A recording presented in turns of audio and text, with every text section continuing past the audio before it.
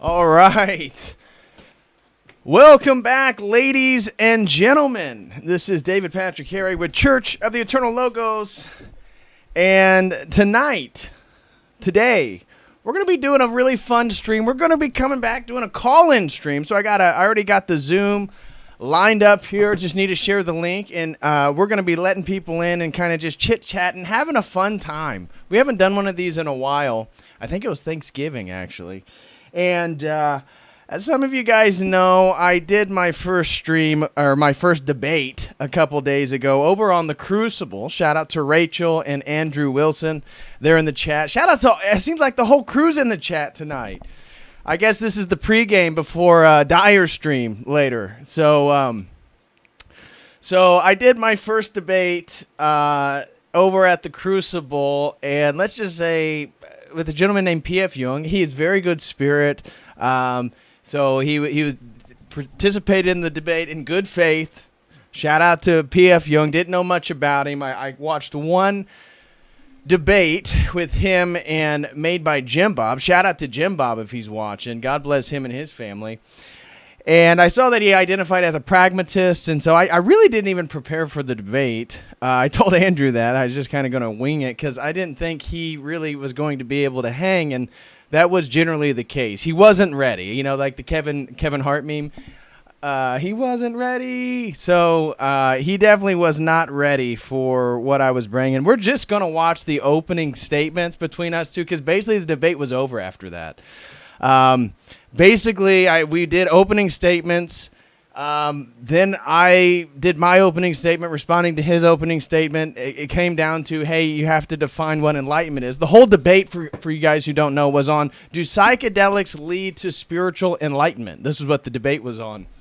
And so obviously I took the negative position. He took the affirmative position. And so it was on him to produce an argument that would claim that, yes, psychedelics do in fact lead objectively to spiritual enlightenment. And he didn't have an objective case for what enlightenment was. He, in fact, at one point claimed that he didn't even want to argue for what he needed to argue for. And then at certain points, he still claimed a sort of pragmatism, and that's what we're going to do today, really. I'm going to use this opportunity to really steelman his argument. So we're going to pretend that P.F. Jung, based on where he was coming, I'm going to steelman the best argument he could have made. Of course, he didn't make it.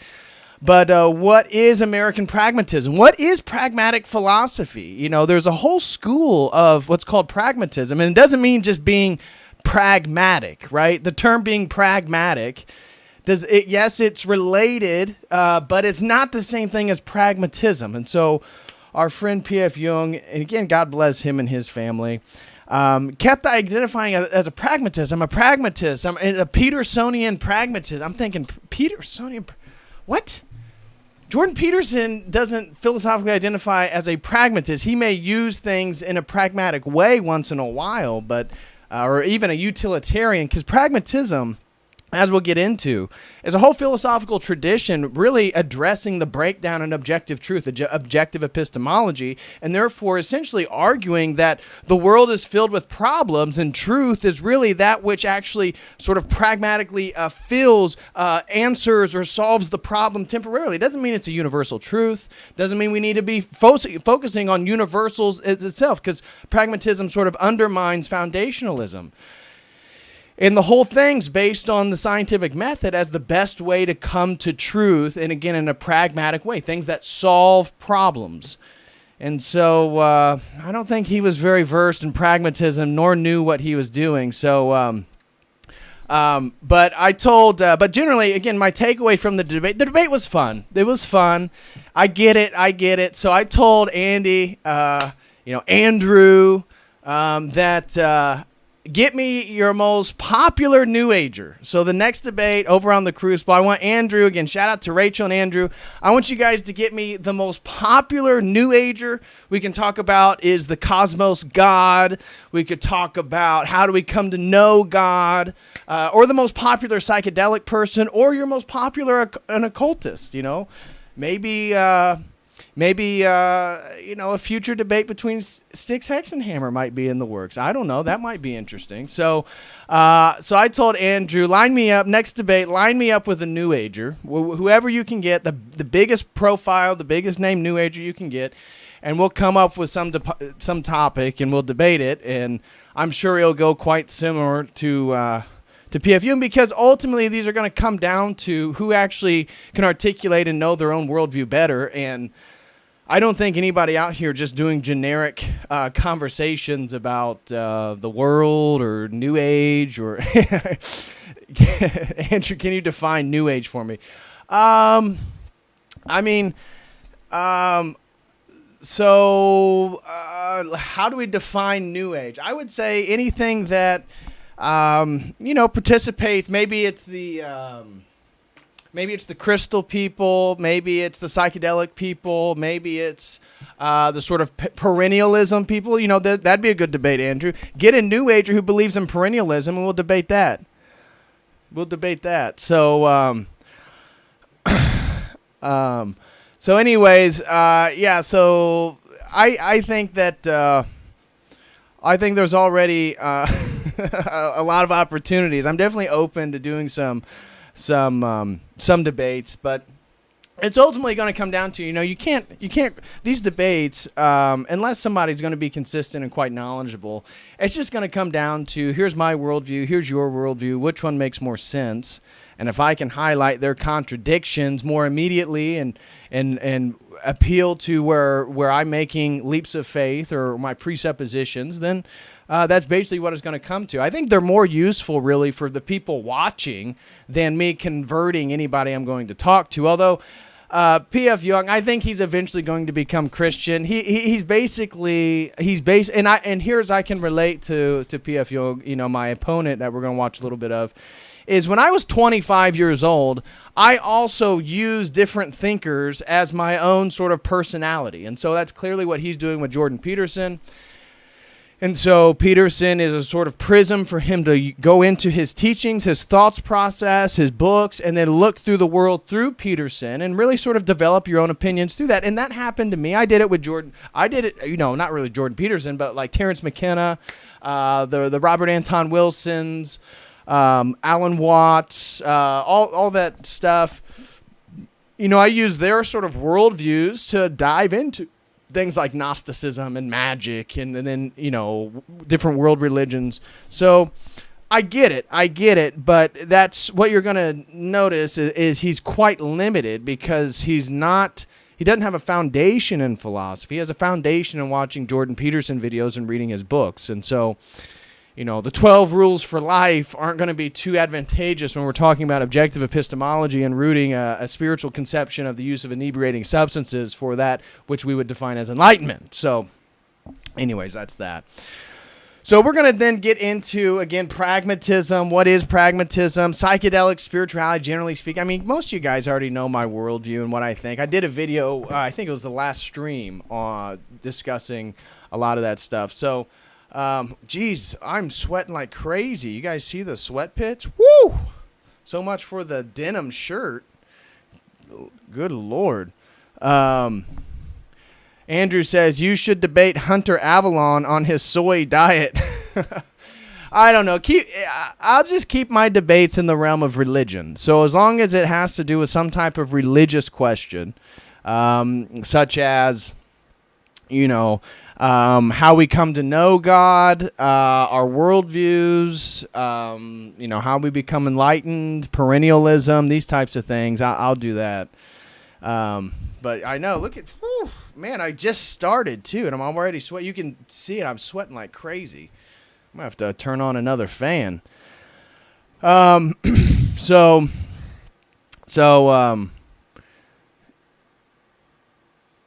yeah. No, Slow Boy White Boy, I do use the pH balanced. I used, I forget the name of the company, but no aluminum or any of the toxic chemicals. So, but I'm a sweater, and so apparently now I know this new denim shirt is don't wear it when you are going to be potentially getting warm. So, anyways, guys, then there's also another announcement. For those of you who didn't see the debate, we had a very special guest. Dr. Jordan Peterson himself actually hopped on, and so maybe we can begin we can potentially just begin with Jordan Peterson if you guys would like. Let me find this real quick. It was a really special moment for me because I do, I'm not a Petersonian as P.F. Young, but I do appreciate, Dr. Peterson's ideas. So, and his general contribution to culture. Here we go. So here's a little, again, it was a very special moment for me. It's a very special moment for me. I did not know that Dr. Peterson was going to be joining us like he did, so I was kind of off guard. You may see I'm a bit shy. Let me pull this up real quick.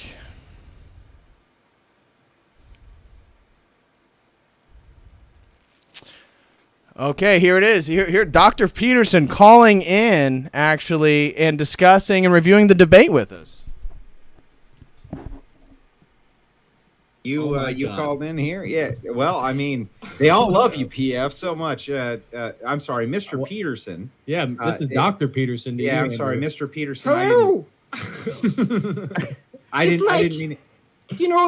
There's a transcendental quality to riding on a ski-doo with your friend, and it's like I probably wouldn't have gone to the liturgy if it hadn't been for my friend, It's like there's this place, where the transcendental meets the material, and it's like, PF, we're really pulling for you, It's like, I have a question for you, though, and it's serious. Up yours, woke moralist. It's like, what do you think? Could you actually argue that suicide could give you some sort of enlightenment?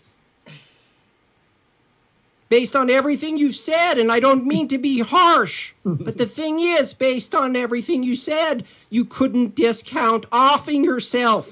Viktor Frankl.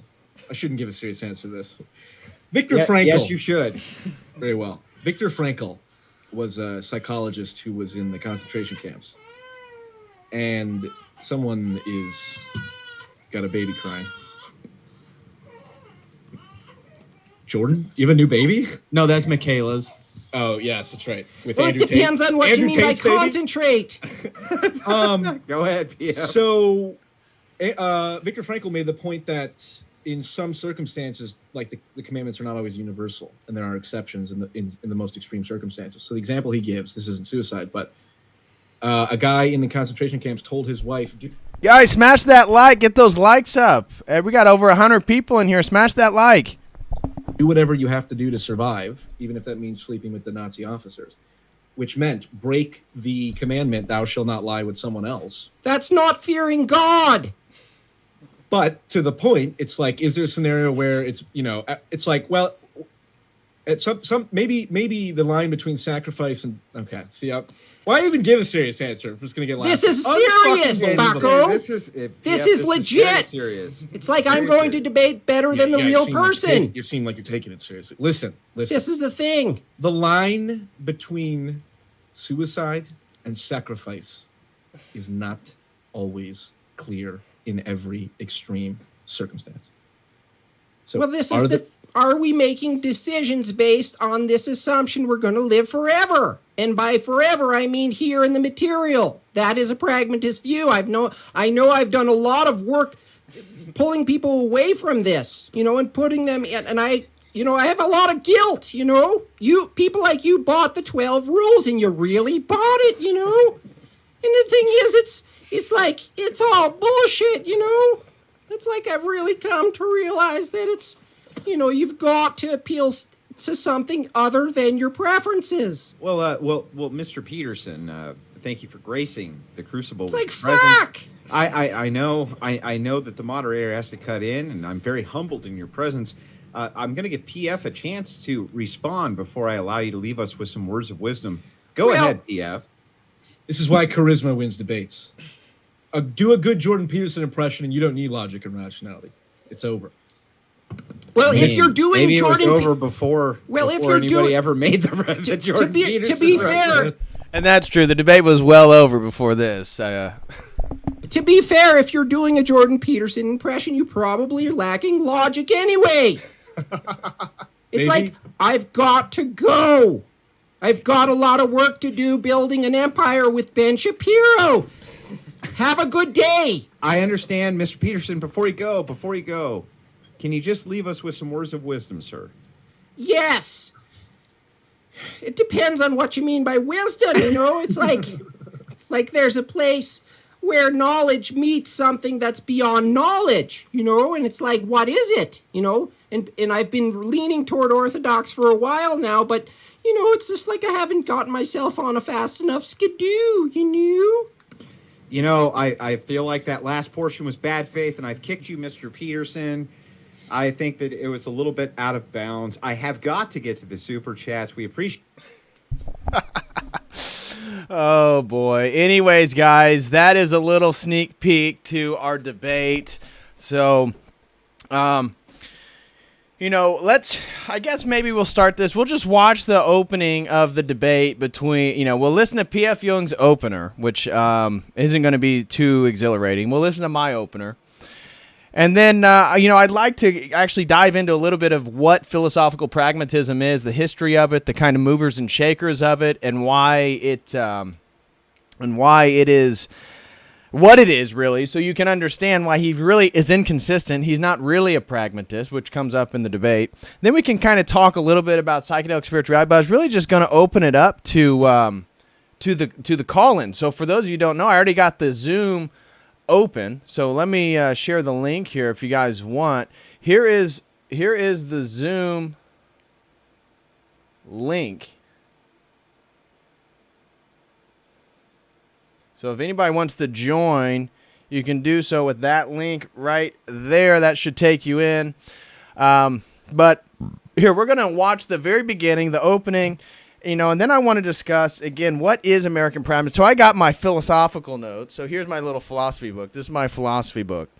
And so here's American pragmatism. And so how it comes in from the Whiteheadian philosophy.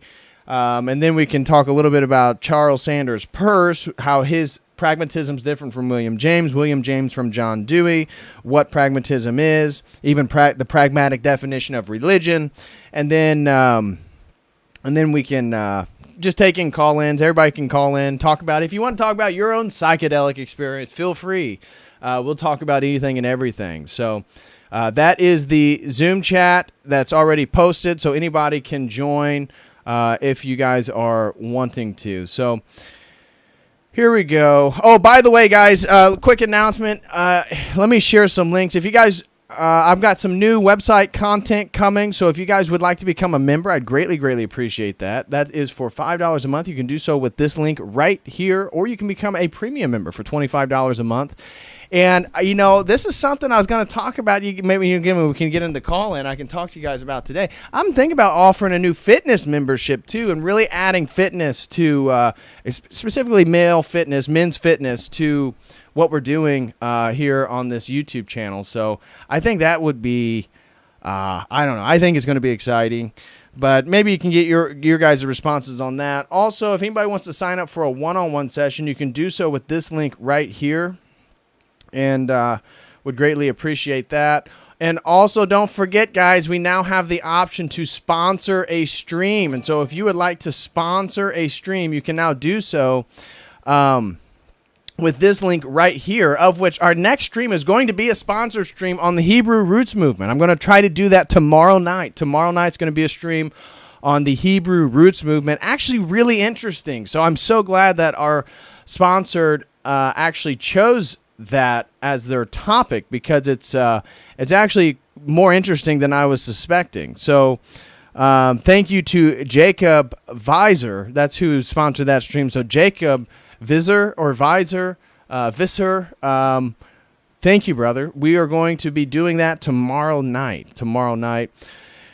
And let's see. Also, I wanted to talk to you, and we can talk about this when we do the call-ins too. I was thinking about offering a new seminar option that maybe once every 2 months or so, basically doing a seminar. So like the next one, say it'd be on like logos theology. So I'll create a PowerPoint and I will plan an hour and a half academic presentation for somebody who knows nothing to somebody who knows quite a bit on logos theology. And so then people can purchase, say it'd be set on a specific date. You go to the website, you purchase your access to the seminar. Maybe it's $20, $30 or whatnot. Then if you purchase it, you have access to the meeting when the meeting starts. I'll have a PowerPoint. I'll do the best of my professional presentation skills as an academic. And then the hour and a half afterwards, so it'll be a 3-hour meeting, 3-hour seminar. It can just be question and answered. We can get into anything. And then you'll also can get the PowerPoint as long as you do not share it or post it for yourself or post it online. But I will share some of these PowerPoints if you guys really would like that. So I think that's another thing I'm going to start doing in the future. We're also talking about a Florida meetup. So, Jay Dyer, I don't know if you guys saw September 3rd, he's going to be doing another meetup in Orlando. And I think I may do a meetup around that same time and go to the beach. So if you guys are thinking about taking a vacation, maybe the first Labor Day weekend in Florida should be that point. So if that's something you might be interested in, stay tuned there, because I'm going to get there a few days before and really try to meet people and hang out on the beach and have a few drinks, enjoy my time, catch some sun. So we'll stay tuned there as well. So anyways, let's get to this debate, if you want to call it that, and the sort of opening statements here. Again, it's over pretty quickly just because of the lack of foundations of understanding what exactly is being said and who's arguing what. But let's go ahead and get started and listen to the opening statements from the debate. So this is P.F. Jung's taking the affirmative position, so he'll be the first one to give his introduction, his opening statement, and then I will respond, and then we can talk about those responses, and then I want to talk a little bit about pragmatism.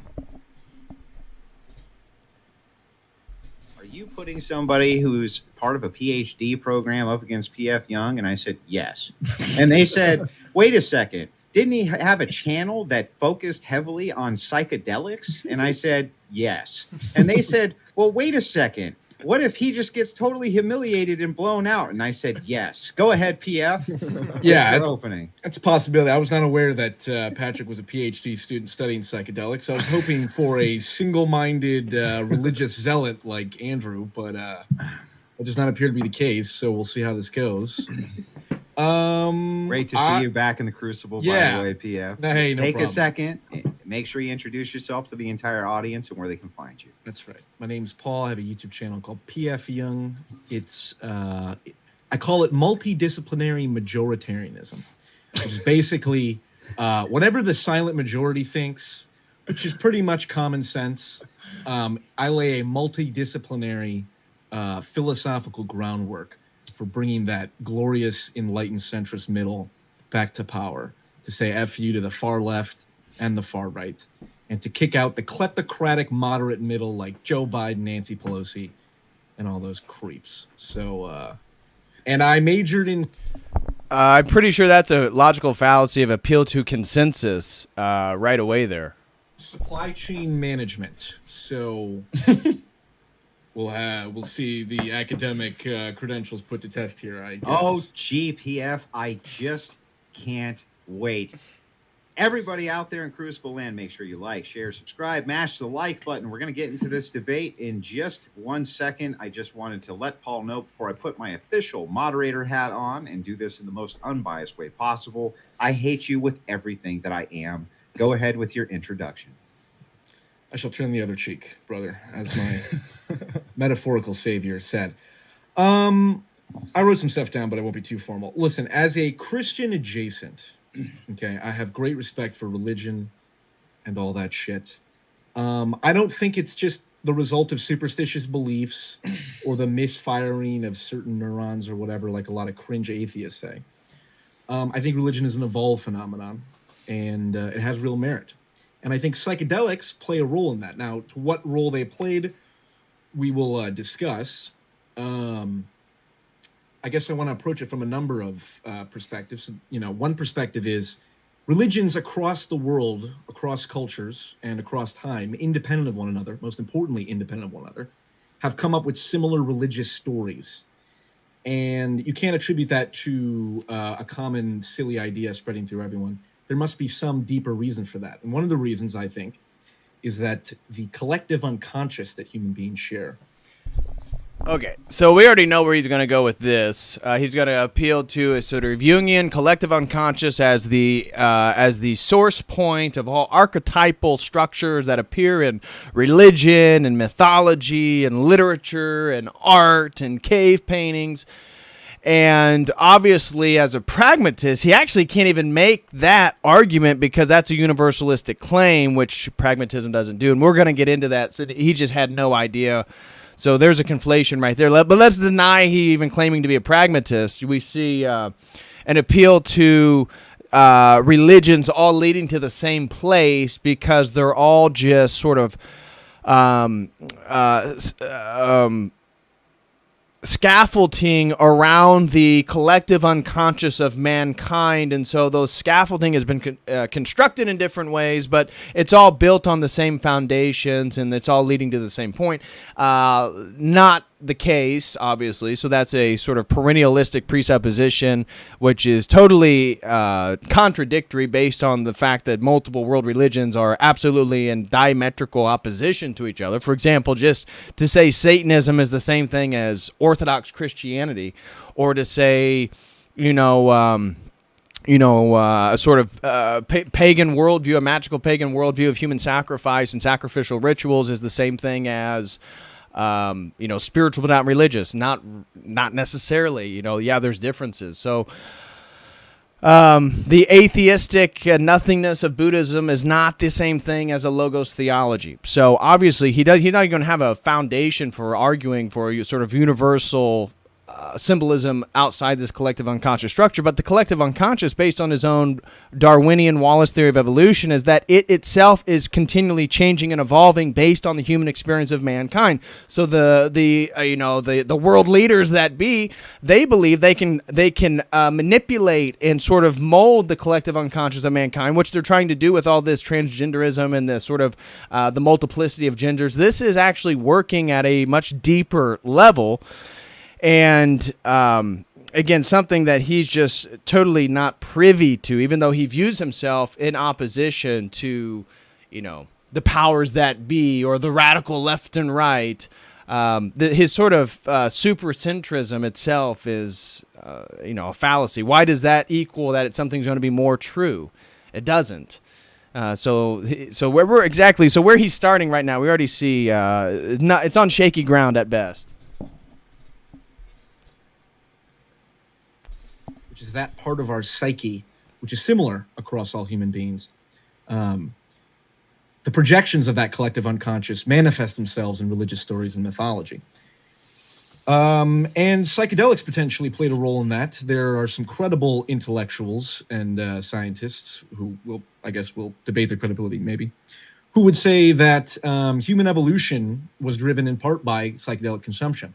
So there's a mystery in the fossil record, which is how did the human brain, or the ancestors of humans, how did the brain size triple in size in a span that was unprecedented in evolutionary history? And one theory, known as the stoned ape hypothesis, is that our early hominid ancestors were tracking animals because we were hunters. That's why we're the best long distance runners in the world, because we chase down prey and tire them out. And while we were tracking them, we ate psilocybin mushrooms growing from those animals' dung. And when you do that repeatedly... And so this is actually a misconception of the theory. So the theory does not claim that while Homo sapiens were chasing larger animal prey across, for long distances, No, that actually has nothing to do with the theory whatsoever. The theory of stoned ape evolution, the stoned ape theory of human evolution, claims that as still primitive primate creatures, not yet fully Homo sapiens, the theory argues we weren't already Homo sapiens. It's that they believe that the psilocybin and the tryptamine molecules aided in the development of the neofrontal cortex, and so it was, a boreal primate species that came out of the African canopies due to drying of the grassland, due to climate change, and that they then inhabited the grasslands of the Serengeti or the Sahara and was surrounded by ungulate animals. Ungulate is just a zoological term for hooved animals.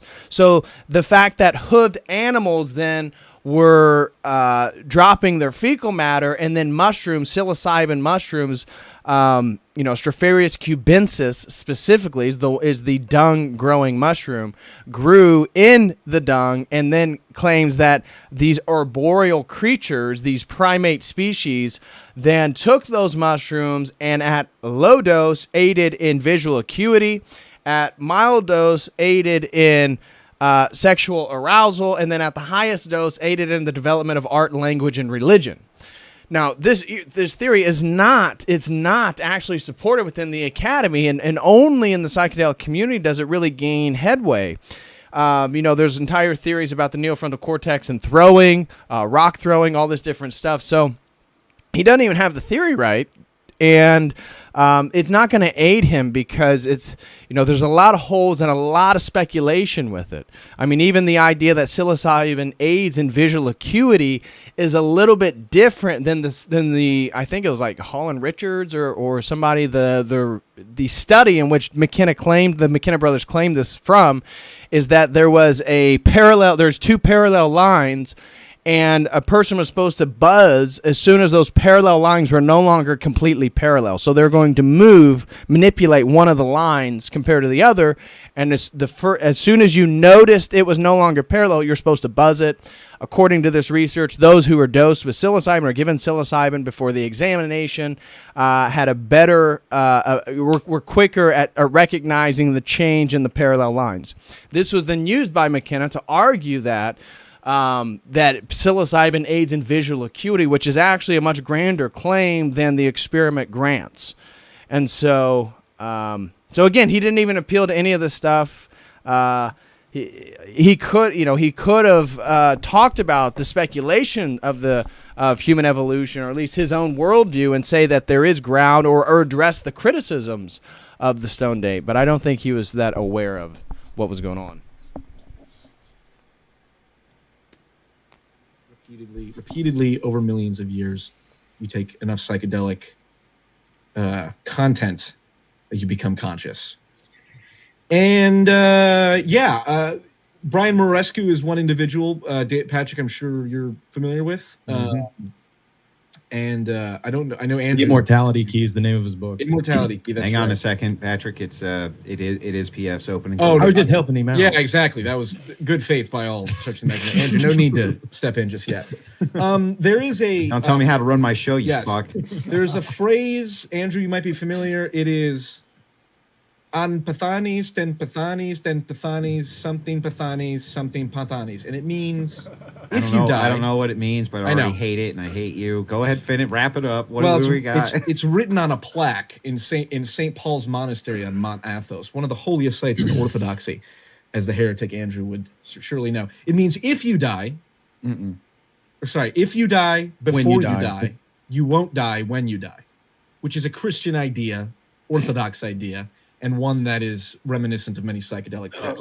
So we're going to get all into this juicy, fun stuff, but... I might have known that if you had said it in English, or even bad English. I would say... PF, even bad English would have been fine. But no. But anyway, ultimate point is we're going to get into discussion about religion. I'm not a PhD student. I'm not a scientist of any stretch of the imagination. But, we can talk about, like some of the John Hopkins research work and what the psychedelic stuff does. And I'd be curious to hear what Patrick's opinion on it, because the question is, do psychedelics lead to spiritual enlightenment? They can, I think, once we define that. Yes.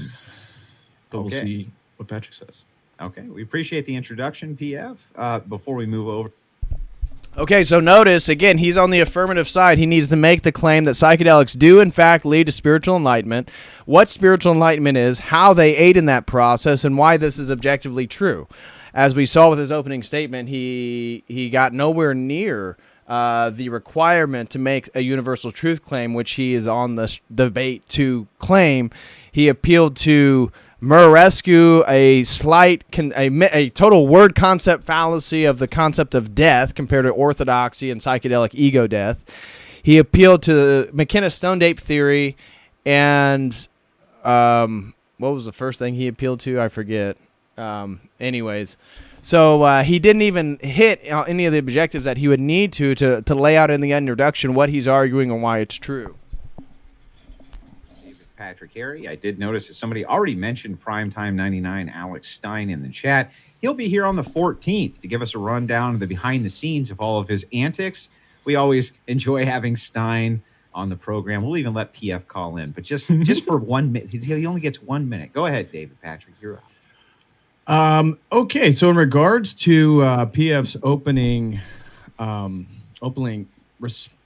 stance, we see similar stories. So we see an appeal to a sort of perennial understanding of archetypal structures, be it myth, literature, all this type of stuff. And then he appeals to the McKenna brothers and the Stone Date theory hypothesis of human evolution, which I actually reject macroevolution, so I only accept speciation. which is considered microevolution. So I reject that concept, and actually within the academy, most scholars reject the stone ape theory hypothesis. There's a general concept that the psychedelic substances, psilocybin, are really tryptamine molecules aided in the sort of pineal gland, and that this is sort of the third eye. And so I do also have an article by the noted neuropharmacologist David E. Nichols. He is the one that the U.S. government allowed to synthesize LSD, psilocybin, and stuff like that, has showed that the pineal gland, which is mostly responsible for melatonin production, actually cannot produce an N-dimethyltryptamine at any significant amount. I only say this because it would insinuate a biological argument that psychedelics could actually aid in some type of spiritual advancement. In regard to Brian Murarescu, I actually just wrote a paper, and he was briefly mentioned in a few of the paragraphs concerning, I was tracing what I call psychedelics as technologies for transcendence. So I actually do not place any moral value on said mushroom or said piece of paper with lysergic acid on it. I believe psychedelics as a process dissolve boundaries. I would agree with Terence McKenna in this process. And so the dissolution of boundaries, you mentioned the John Hopkins studies. I believe that obviously the dissolution of boundaries, when a boundary is due to a traumatic event, PTSD, I think that can be certainly beneficial for people in therapeutic concepts. However, the general argument then is regarding spirituality. One, we have to define what enlightenment is, because from the debate you did made by Jim Bob, you claimed to be a pragmatist, although I never heard anything regarding William James, Charles Taylor Peirce, John Dewey, Richard Rorty. So I was a little concerned then what exactly you meant by pragmatism, because it certainly wasn't the philosophical school of pragmatism, which is then rooted epistemologically to the scientific method. So pragmatism does not make claims regarding universals. And so if your stance for today's debate is that you are still a pragmatist and you're also arguing that psychedelics universally lead to enlightenment, that's a fundamental contradiction with your own paradigm. You actually can't go that far. If you're going to maintain your pragmatism, you could say pragmatically for certain people and maybe emphasize your perception of your own enlightenment that it's been aided through psychedelics. That can't be a universal claim. And then we can get into whether or not using statistical evidence that the majority of people who take drugs become quote unquote enlightened, whatever enlightenment is. And then we can point to the people who killed themselves, obviously, on psychedelics and had psychotic breaks and stuff like that. So in regards to the Murarescu thing, so that's the word concept fallacy, the first thing. His book's riddled with that. The whole thing, and for those of you who don't know, Brian Murarescu's book, The Immortality Key, is claiming that the ancient mystery rites of Eleusis, which is due to a sort of celebration of Persephone and the death and rebirth of this goddess figure, that they were using and drinking a psychedelic beverage in what's known as the kakekion, which I believe is actually absolutely the case. And so this was the sort of end of these sort of psychedelic rituals. And the Murarescu argues that then Christianity sort of maintained in the Eucharistic celebration the use of these mystery rites. However, again, any really empirical scientific evidence, really getting into the actuality of all this stuff, you'd see that the continuation of inebriating substances is found in Christian Gnosticism. It's nowhere near Christian Orthodoxy because it's a totally different paradigm. And it's a word concept fallacy to associate quote unquote ego death, psychedelic ego death, with the death that's talked about on Mount Athos, as you referenced. If you die before you die, you won't die when you die, because that death from a Christian Orthodox perspective is actually the death that would include the use of substances. It's a death to pleasure and the world. It's not a death like a psychological ego death. It's not a understanding of some phenomenological relationship. It's a spiritual understanding in regards to materiality, pleasure, and the world itself. So that's where I don't think Brian Murarescu is going to aid you much in today's argument. That book is really more pop culture than taken seriously in the academy by anybody.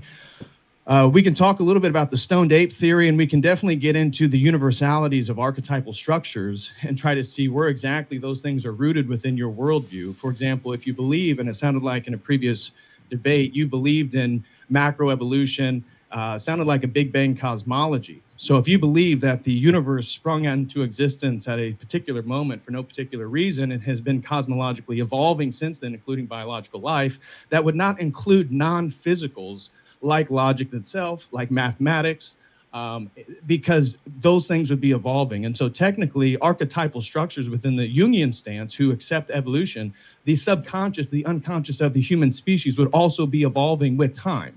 And so you can't make universal claims of archetypal structures. You could make pragmatic claims, utilitarian claims in regards to the archetype of the father is a utility based on this, but it could change. Right, because the subconscious of the individual, based on these theories, is also changing and evolving due to our environments. You have to wrap that opening up. So I think I laid enough there that he can choose where he wants to go, and we can begin to dissect some of this stuff. And that's when PF knew he was fucked. No, I'm kidding. You might not be. Listen. Well, hang on. Before we get into the cross-examination, I just did want to let everybody know there will be callers for tonight's event. If you want to call in, talk to David Patrick Harry, you can go into our Discord. You can get vetted. We will bring you in to ask your questions. Same with PF Young. It's just fine. We appreciate callers and their criticism. We're going to open the floor. PF, we'll start with you. This is cross-examination. Go ahead. Sure. Well, between the two of us, So I just laid out basically the points that he was making in his opening statement, and what he needs to do then is demonstrate what his definition of an enlightenment is, how psychedelics aid in that, and how we could come to know that both subjectively and objectively. And here's his response. I think you have a more cohesive, articulated worldview. Doesn't mean my worldview is not correct. It's just much more mystical and perhaps psychedelic. I guess I think we should start by talking about enlightenment. How would you define? I mean, how? And I don't want to get into well, your definition is this, that. Just honest, going back and forth. I mean, when you think of enlightenment, what is enlightenment from your perspective? And so we don't need to listen to what I said. Basically, all I try to lay out is the doctrine of theosis. And so enlightenment within an Eastern Orthodox framework is that, there is such thing as enlightenment. Enlightenment is the engagement with the uncreated energies of God. The more I engage with those energies, the more I become sanctified, the more I become holy and righteous and more like Christ. And that is the process of enlightenment. And so in my paradigm, if that is then the process and it's an energetic reality with these uncreated energies of the Trinity, then psychedelics really don't aid in any way for that spiritual process. So then that's why then I take the negative position that no, psychedelics do not aid in the process of spiritual enlightenment because there are no shortcuts with the engaging of the uncreated energies of God. It is a long and arduous way of morality and self-control and will and righteousness and worship of the correct God, the Holy Trinity. And so, therefore, that's my definition of enlightenment, but it doesn't matter what mine is. It's about what his is, since he's taking the affirmative case. And what we come to realize is that he doesn't make as far as he gets to the affirmative case of what enlightenment is, he says it's the lack of fear of death. And that's why then in the opening clip when you guys saw Jordan Peterson, Jim Bob highlighted that if enlightenment is the lack of the fear of death, then people who've committed suicide you consider spiritually enlightened. And he really didn't have a rebuttal to that because that's exactly what he claimed, that that enlightenment is the lack of the fear of death, and he claimed that's what Christians feel when they believe in Jesus Christ. And it's like, what? Bro, I'm talking about enlightenment. I'm not even talking about, just a belief. What are you talking about? And so, you see, he didn't even address my argument, and he didn't even have an objective claim for his argument, and that's basically the debate. It's over at this point. All I do then is go in to highlight what exactly his belief system is. And so he kept claiming that he's a pragmatist. Well, what is pragmatism? This is pragmatism. And so pragmatism is a philosophical school. It's actually an American philosophical school. So it's uniquely American pragmatism. And so if you go to their Wikipedia page, pragmatism is a philosophical tradition that considers words and thought as tools and instruments for predication, problem solving, and action, because that's what it's all about. Truth is the utility to solve problems in the given time that they arise. That's what it is. You're trying to get to work. You try to make a shortcut. You're running late. You go through the woods. You realize there's a creek, and now you got to figure out how to get across the creek. It's not about universal truth. It's not about universal foundationalism. It's about how to get from point A to point B, and this is considered truth in the pragmatic worldview. That pragmatism is the process of getting from point A to point B. There's a problem that you can have goals. The point is then truth is just the ways in which you get from point A to point B. It's about solving problems. And so this whole school of philosophy is built upon gentlemen like Charles Sanders Peirce, William James, and John Dewey. You need to know those three names if anybody's going to identify as a pragmatist. And of course, PF does identify as a pragmatist. Here's the debate he did with Jim Bob in a defense of pragmatism. Unfortunately, he doesn't know what pragmatism is. It's not just, quote unquote, being pragmatic, like I'm going to choose the cheaper candy bar. No, that's not what pragmatism is. And so pragmatism, general characteristics is that experience is reality. Pragmatism asserts that the primacy of the practical over the theoretical, right? Again, if you're trying to get to work and now there's a river in front of you, there's a creek, you got to figure out how to get across it. You find a tree, you find something to float on, you got to figure out something. That's pragmatism. Pragmatism is solving that problem, and that equals truth. And therefore, all truth claims are all just the answers to potential problems themselves, and they're coming just as close as they can to quote unquote truth. Because as I talked about in Jim Bob's, I did a conversation over on Jim Bob's channel, is that pragmatism comes out of the fall of the epistemic ability to make truth claims. And so this is all post-Kantian stuff. So Kant developed what's called the Kantian distinction, that there's the noumena and the phenomena. So you are experiencing the world. You're outside. You're in a chair. The breeze is blowing. The birds are chirping. The sun is shining. It's warming your skin. What's happening, according to Kant, is that it's not that you're coming to know what the sun is in essence or the wind or anything like that. That's the noumena, the thing in and of itself. What we can only know is the phenomena. It's that which presses upon our senses. And for Kant, then we understand those sensations, those phenomena through the 12 a priori categories, which he thinks is a synthetic process of consciousness meeting phenomenal reality. And that is then where we're located, and then all truth claims then exist in this phenomenal reality of my a priori categories being synthetically pressed upon, meshing, as he talks about, within the phenomenal reality, which is just the sense data that I can understand of the noumena. This was a major breakdown in epistemology, because up to this point, people like John Locke, who did empiricism, believed that when he measured and averaged and did all his science, his sciencing, that was actually coming to know objective truth. That was the essence of truth. That is how we made truth claims. Now, of course, you have the opposite side of that with Descartes. And that's where his Cartesian understanding is that it begins with consciousness, right? For Descartes, the fact that, the first knowledge claim is, I think, therefore I am, ergo cogito sum. So these are then the two ways in which people understood truth. Well, Kant says neither one's actually going to work. We don't have access to universals anymore, universal claims. All we have is access to our experienced data. And this is why then all philosophy after Kant changed, because now basically philosophy agreed that we don't know the thing in and of itself. We don't know the noumena. We can only come to know the phenomena of the world. And so you had the 19th century British empiricism, and you had what developed German idealism, which leads into romanticism, which leads into phenomenology. And so the philosophical school of phenomenology, the studying of phenomena pressing upon my consciousness, that's what phenomenology is.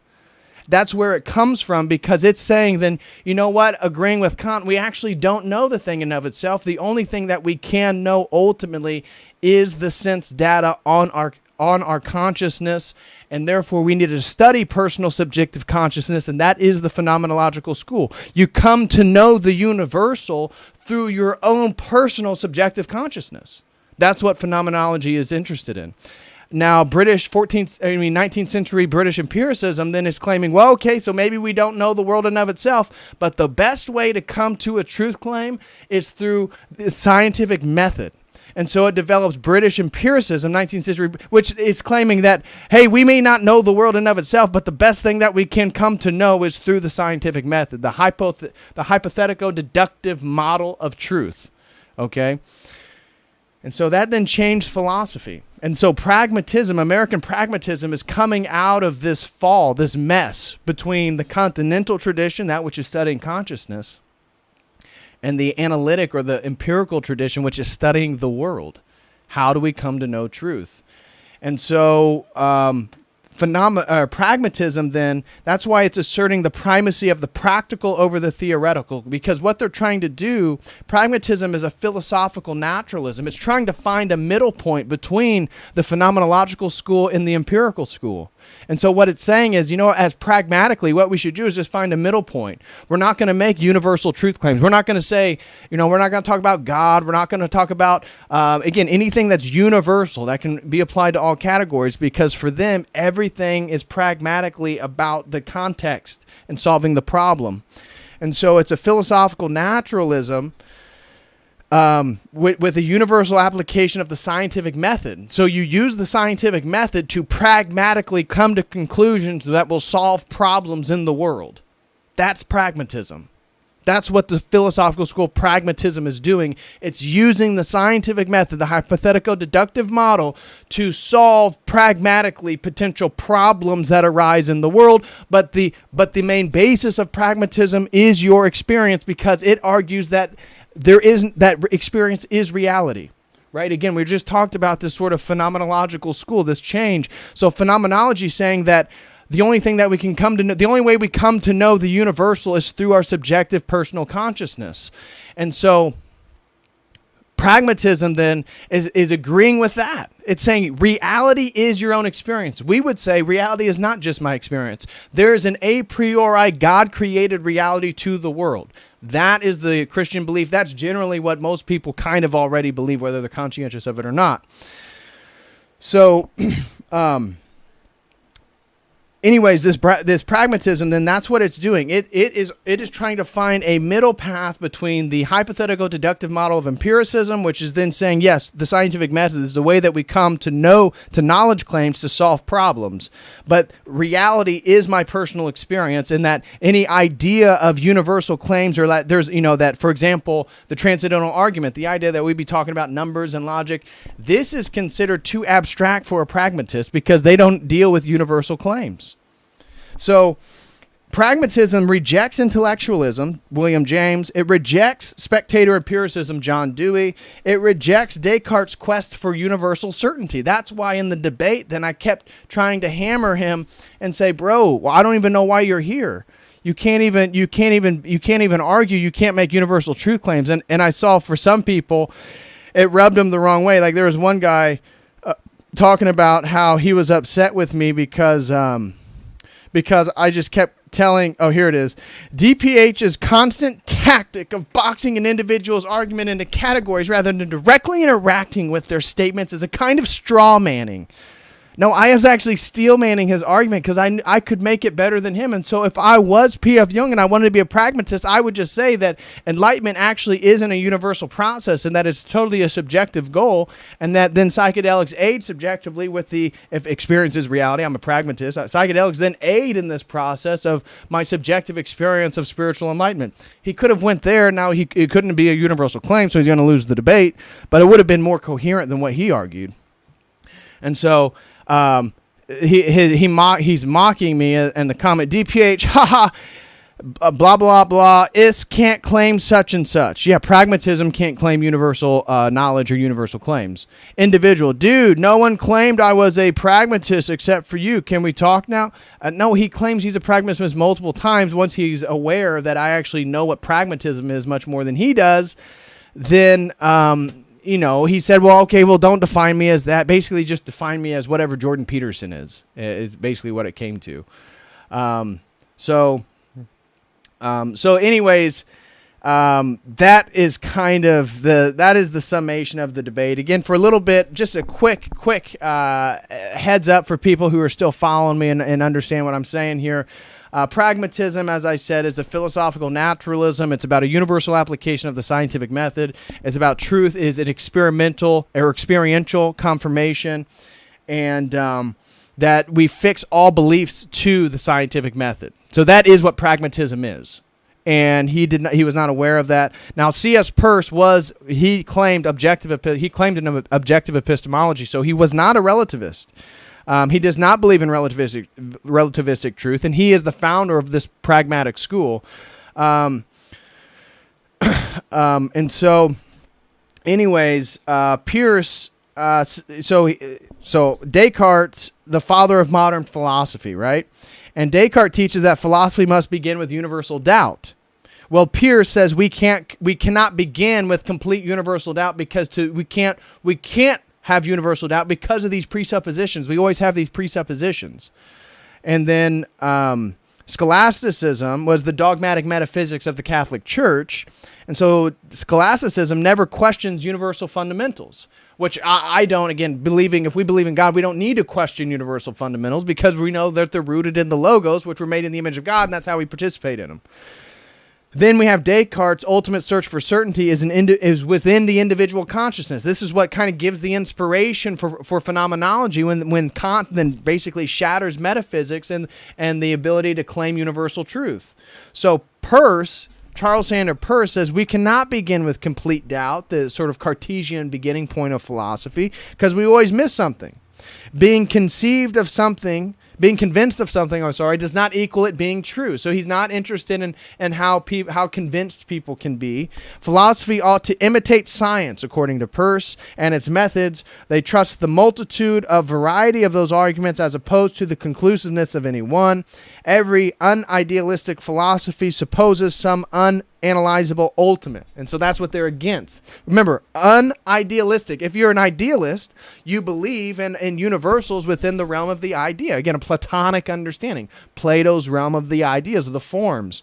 But if you're an unidealistic, which is coming out of that branch of philosophy that's going to be tied to the scientific method, because it's not interested in universals, although, again, if we were going to do apologetics against them, we would say that they are through, again, they appeal to numbers and logic, yeah. But they would consider themselves unidealistic. They're not interested in the ideal concept. They're not interested in a priori forms. They're interested in the scientific method and its application to the world. And so they say that every unidealistic philosophy is still idealistic in the sense that it presupposes universals. Agreed. Then that's basically the tag argument, the transcendental argument for God, is that's what we're highlighting to people is, hey, you're claiming X, Y, Z, but your worldview actually can't account for it. And so Charles Sanders Peirce, we would say, actually, we kind of agree with him. Now, we disagree where he goes because he rejects God and all this stuff, but we can understand the sort of logic of why pragmatism was developed, again, in the fall of the phenomenological project in British empiricism. So now, how do we make truth claims, right? There's a real problem in philosophy. Pragmatism comes with this blending point of somewhere right in the middle. And so for William James, pragmatism is a method to settle philosophical disputes similar to Peirce's idea, and that it's not interested in atomistic experience. So it's not interested in experience at the atomic level. It's not interested in looking at the world through quantum mechanics and atoms and billiard balls and all this stuff. It's interested in the holistic, organic, interrelated experience that we come to know as our subjective consciousness. That's what it's interested in. And so experience is always a psychological process. This is why then William James, as a pragmatist, gets into the film of psychology. This is why then his definition of religion is about that fundamental ultimate that man sort of relates himself to spiritually, whatever he conceives to be the holy. That's sort of William James's definition of religion, and we can see why he would say that, because he's saying the only thing that we can analyze is holistic human subjective experience. And so whatever somebody deems to be God, or then that's religion. That was William James' phenomenological definition of religion, or psychological definition. And so anyways, this leads into John Dewey, who's probably the gentleman who most pragmatists within a university structure or faculty are going to identify as being a sort of a follower of John Dewey. And so John Dewey is a representative of pragmatism and evolutionary naturalism. He began philosophically with evolutionary idealism, and then he involved that idealism into pragmatism. But his thing is that everything is evolving. Everything is evolutionary, and it's all about, again, this holistic human experience. So evolutionary naturalism is experience, a functionalist psychology, and natural selection. This is then John Dewey's sort of the fundamental principles of his pragmatic worldview. And so he develops then, similar to Whitehead and James, his understanding of experience, functionalist psychology, natural selection. John Dewey's very influential in American education and public schools. Basically, the public school system has adopted his pragmatic theory or presentation of education and so on. And so I'm just going to flip to the very end, because John Dewey then has a definition of religion, of which he says religion is a tool for life adjustment. So again, from a pragmatist worldview, religion itself doesn't move into the transcendental, because pragmatism rejects transcendental, it rejects the universal. So the point of religion then is just a pragmatic solution to a problem, a tool, again, solution to a problem for life adjustment. It's interested in religious, not various religions. Pragmatism is interested in the attitude of religion or religiosity. And so it's not interested in religions and doctrines. It's interested in the subjective experience of religiosity. That is the guys, smash that like for anybody who hasn't smashed that like, please. So religious is loyalty to the ideals of the community. It's to retie, to reunite a community. That's John Dewey's pragmatic understanding. So religion is important for its instrumentality, not because it is true. God is a symbol for the ideals of the community. Dewey was the original signer of the Humanist Manifesto, so you can see where that went. So anyways, that was kind of a just quick overview of philosophical pragmatism, because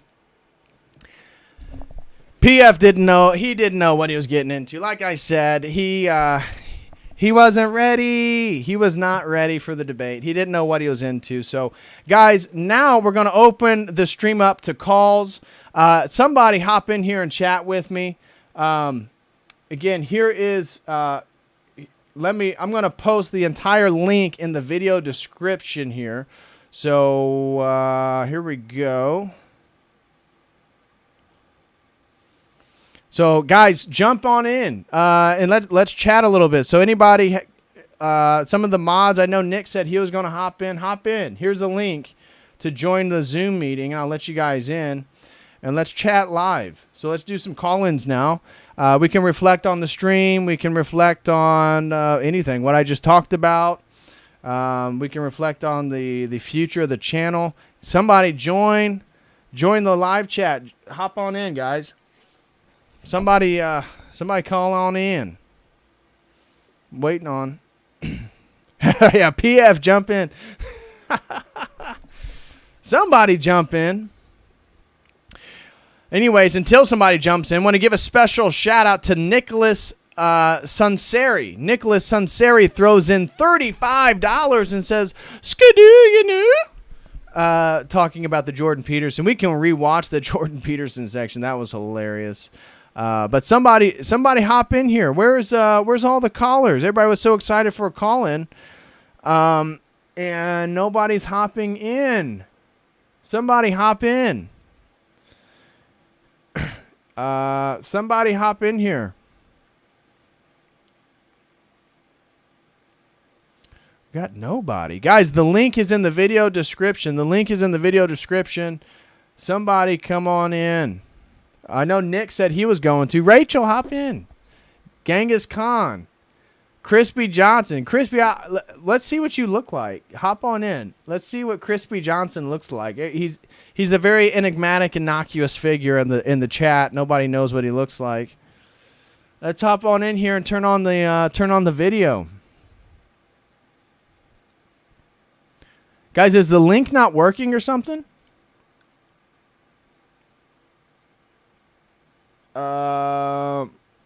Somebody let me know if the link is working. Somebody hop in. House of Comments says he'll hop in 2 minutes. Well, somebody hop in now. Everybody asked me to do these call-in streams, and then I have it. Nobody wants to call in. Somebody. Where's Nick from the Green Feathers? Nick said he was going to hop in. Anyways, I guess we're gonna have to watch. Jim Bob again.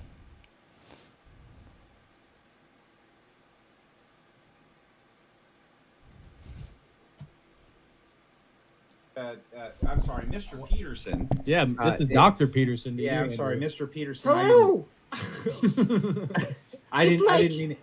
you know, like there's a transcendental quality to just riding on a skidoo with your friend, you know. And it's like I probably wouldn't have gone to the liturgy if it hadn't been for my friend, you know. It's like there's this place, you know, where the transcendental meets the material, you know. And it's like, PF, we're really pulling for you, you know.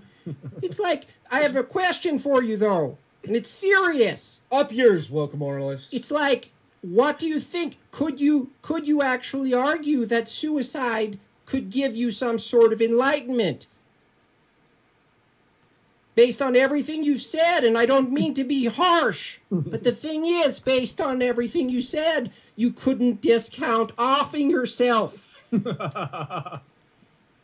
know, Viktor Frankl. I shouldn't give a serious answer to this. Viktor Frankl. Yes, you should. Very well. Viktor Frankl was a psychologist who was in the concentration camps. And someone got a baby crying. Jordan, you have a new baby? No, that's Michaela's. Oh, yes, that's right. With Well, it Andrew depends Tate. on what Andrew you mean Tate's by baby? concentrate. Go ahead, PF. So, Viktor Frankl made the point that in some circumstances, like the commandments are not always universal, and there are exceptions in the most extreme circumstances. So the example he gives, this isn't suicide, but a guy in the concentration camps told his wife, do whatever you have to do to survive, even if that means sleeping with the Nazi officers, which meant break the commandment, thou shalt not lie with someone else. That's not fearing God. But to the point, it's like, is there a scenario where it's, you know, it's like, well, at maybe the line between sacrifice and okay, see, why even give a serious answer? I'm just gonna get This is serious, Bucko. This is legit. Serious. It's like I'm going to debate better than the real person. You seem like you're taking it seriously. Listen. This is the thing. The line between suicide and sacrifice is not always clear in every extreme circumstance. So well, this is are we making decisions based on this assumption we're going to live forever? And by forever, I mean here in the material. That is a pragmatist view. I know I've done a lot of work pulling people away from this, you know, and putting them in. And I have a lot of guilt, you know. You people like you bought the 12 rules and you really bought it, you know. And the thing is, it's like, it's all bullshit, you know. It's like I've really come to realize that it's, you know, you've got to appeal to something other than your preferences. Well, Mr. Peterson, thank you for gracing the crucible. It's like, presence. fuck! I know that the moderator has to cut in, and I'm very humbled in your presence. I'm going to give PF a chance to respond before I allow you to leave us with some words of wisdom. Go ahead, PF. This is why charisma wins debates. Do a good Jordan Peterson impression, and you don't need logic and rationality. It's over. Fast enough skidoo, you know? Do a good Jordan Peterson impression, and you don't need logic and rationality. It's over.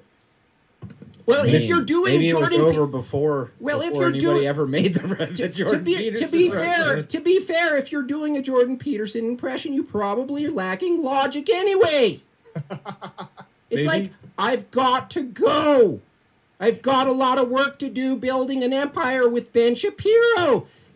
Have a good day. Hey, Jonathan Kelly. What up, brother? Turn your microphone on. All right, what's up? What's going on, dude? So, I just wanted to thank you, one, after your recent lecture on the psychedelic experience and Orthodoxy. It pushed me over to converting, and I'm now joining the church. So that's one thing I want to thank you for that. Oh, really? Oh, that's awesome, bro. Yeah. Glory to God. Glory to God, man. I'm humbled if I helped in any way. Where are you at in the world? Where do you call home? New York City. Oh, boy, you are in the lion's den, aren't you? That is literally like my Instagram name because of the situation. Yeah, like mine's then is it. Was it really? Yeah. Wow. Yeah. So what kind of pushed you? What was your journey into orthodoxy? So honestly, and this goes into my question, a lot of my friends, and myself included, the psychedelic experience is kind of what set us down that line, because we grow up in this culture that's very heavily materialistic, heavily Newtonian, heavily mechanical, and having that first kind of mystical experience that shows you that there are like spiritual realities around you, Right. really sets you down the line into inquiry. And after like several years of meditation, exploring other religions, like personally, yes, I kind of feel the perennialist line, but I think that orthodoxy with the logos spermaticos concept is like the truth of God is an orthodoxy, and because that is the perfect image, Right. all other religions will be reflections of it in this kind of like Platonic sense, where Yep. orthodoxy is the perfection, it's the icon of religion, but other religions are the imperfect images of it. Yeah. No, I agree with you. That was such a profound, important step for me.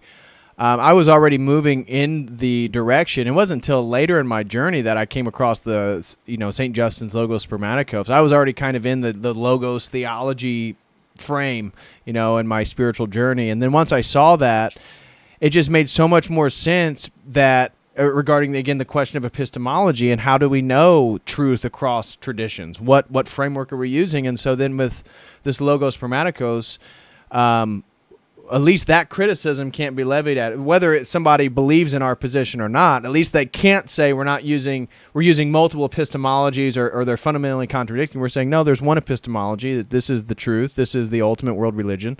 And then this is how it can be seen, seeds of it in different aspects in different parts of the world. There. And I have one follow-up question to Sure. you. Given that the psychedelic experience has been helpful for a lot of people coming to ultimately Orthodox Christianity, do you think that there could be a role for it in basically helping people in a fallen time? Yeah.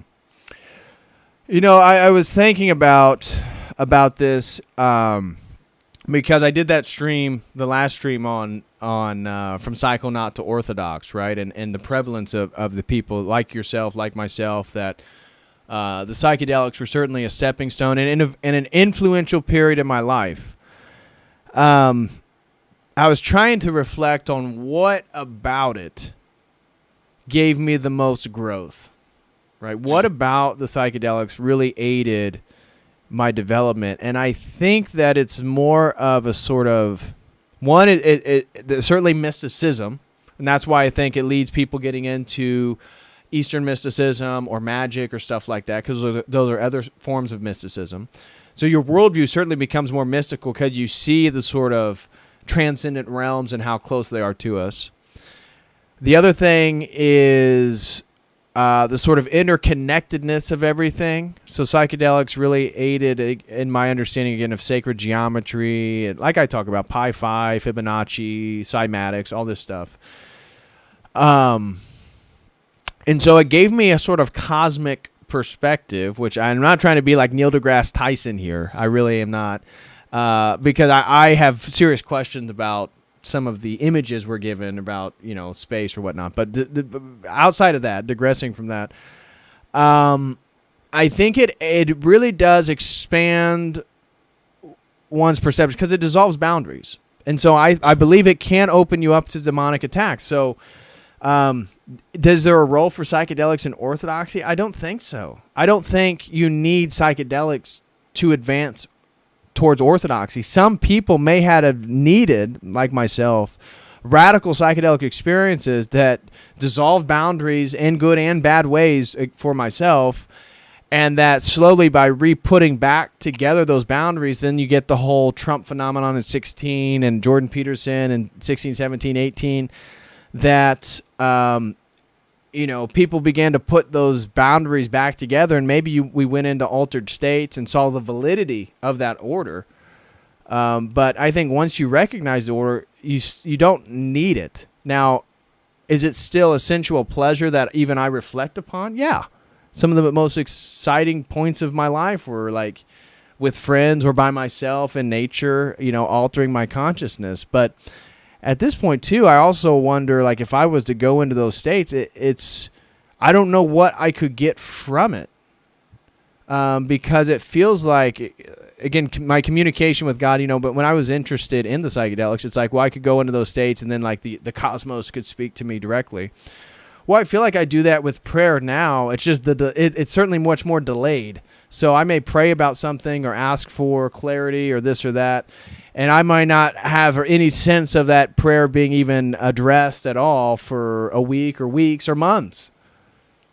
But it does, in the providence and the synchronicities, then reinforce that that my life's moving in the right direction. I mean, I definitely like the man I've become since getting out of the whole New Age worldview and drug stuff, but I'd also be lying if I didn't say that it's still not a sensual pleasure. It's just my perception of it has nothing to do with advancement spiritually. So my thoughts and my sinful temptations regarding inebriating substances, it's due just to the idea of how sensually pleasurable it is, not that it's going to advance me spiritually. And I think when we think it's going to advance us spiritually, that's when we become much more susceptible to demonic attack or addictive attachments than to these substances like the movie Limitless, where all of a sudden we perceive ourselves as less than with something else, which Orthodoxy and Christianity is trying to get us to drop all this stuff so that we can actually become more than, and that our attachment to these things actually make us less than. Do you see what I'm saying? Makes sense.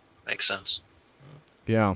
So, yeah, the really good question. That's kind of how, my approach to this stuff. I think anybody coming from it, the sensual pleasures are difficult to shut off. I mean, it's a temptation that kind of sticks with you. So I've talked to other people and they like stopped and they've never had an inclination to smoke or, MDMA or any of this stuff, never want to do it again.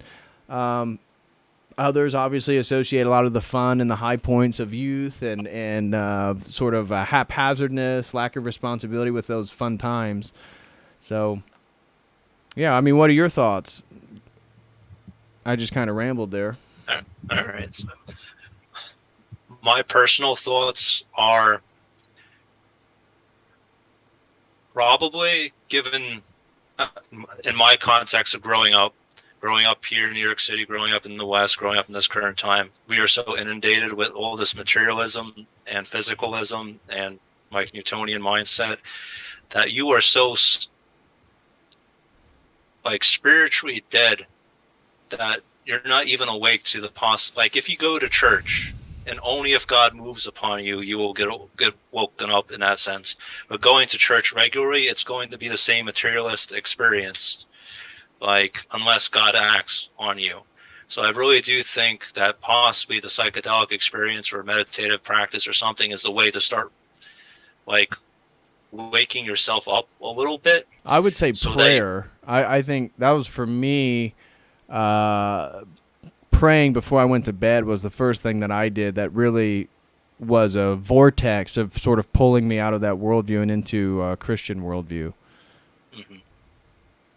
For myself. How old are you? 26. Oh, okay. Yeah. So how long you been interested in Orthodoxy? 2 years at this point, and I just made a decision to like convert 2 days ago. Like I've been studying for a while, and if this is right for me. Nice. I love to hear that, bro. Hey, you can feel free to stay on here. I'm going to introduce. We got another guy. The House of Comments is here with us. What's going on, brother? Where are you at in the world? What are your thoughts? What's going on?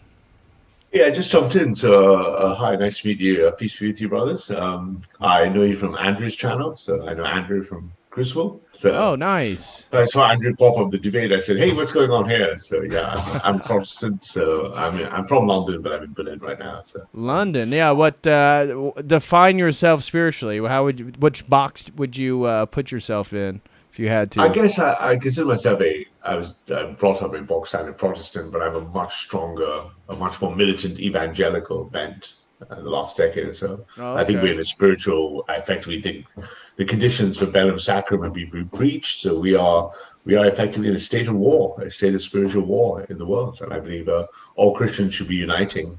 I don't care what denomination to go look. I agree with satanic that. forces abound, right? I mean, I lived in the States for a long time. I did my research in the States. So I look at the East Coast, the West Coast. I was in LA recently. It's just Sodom and Gomorrah amongst us, right? So, the places have fallen, right? So I think a reclamation is needed, right? So that's my kind of outlook there. So I also jumped on because I like this whole, I was listening. I watch young Christians. I speak to a lot of young, especially American Christians who like to debate atheists and people like T-Jump and all of these people. And Oh, gosh. Yeah, I know. And they just keep going on. Hey, if you have a mystical experience, it must be drugs, more epistemology. All of it is just to deny God, right? They just wish to deny God using every philosophical trip. I'm a technologist, so I like a lot of science and stuff. And, it doesn't matter how much you try to drill it into them. More scientism is just another form of a quasi-religion, right? And they just don't want to know. They just want to deny God, right? So I like those kind of arguments, those kind of debates. So, yeah, that's me. And hey, Rachel in the chat. And nice to meet you, Corey. Is it Corey? Hey. Yeah, we got Corey Mark Fisher on here as well. Welcome, brother. How are you? You got your mic muted. There you go. Hey man, how you going? Pretty good, man. Where you at in the world? Australia. Australia. We got wow. Hey, House of Comments. Ralph is your name, I believe. It is, yes. Are you in London? Where are you at? I am, yeah. Okay, so we got London, and we're out in Australia. You Sydney? Gold Coast. Oh. Well, 10 hours north of Sydney. Well, welcome, brother. What's going on with you, man? How is it down under? Right? Yeah, good. How's winter It's going? actually- It's hot up here in summer, that's for sure.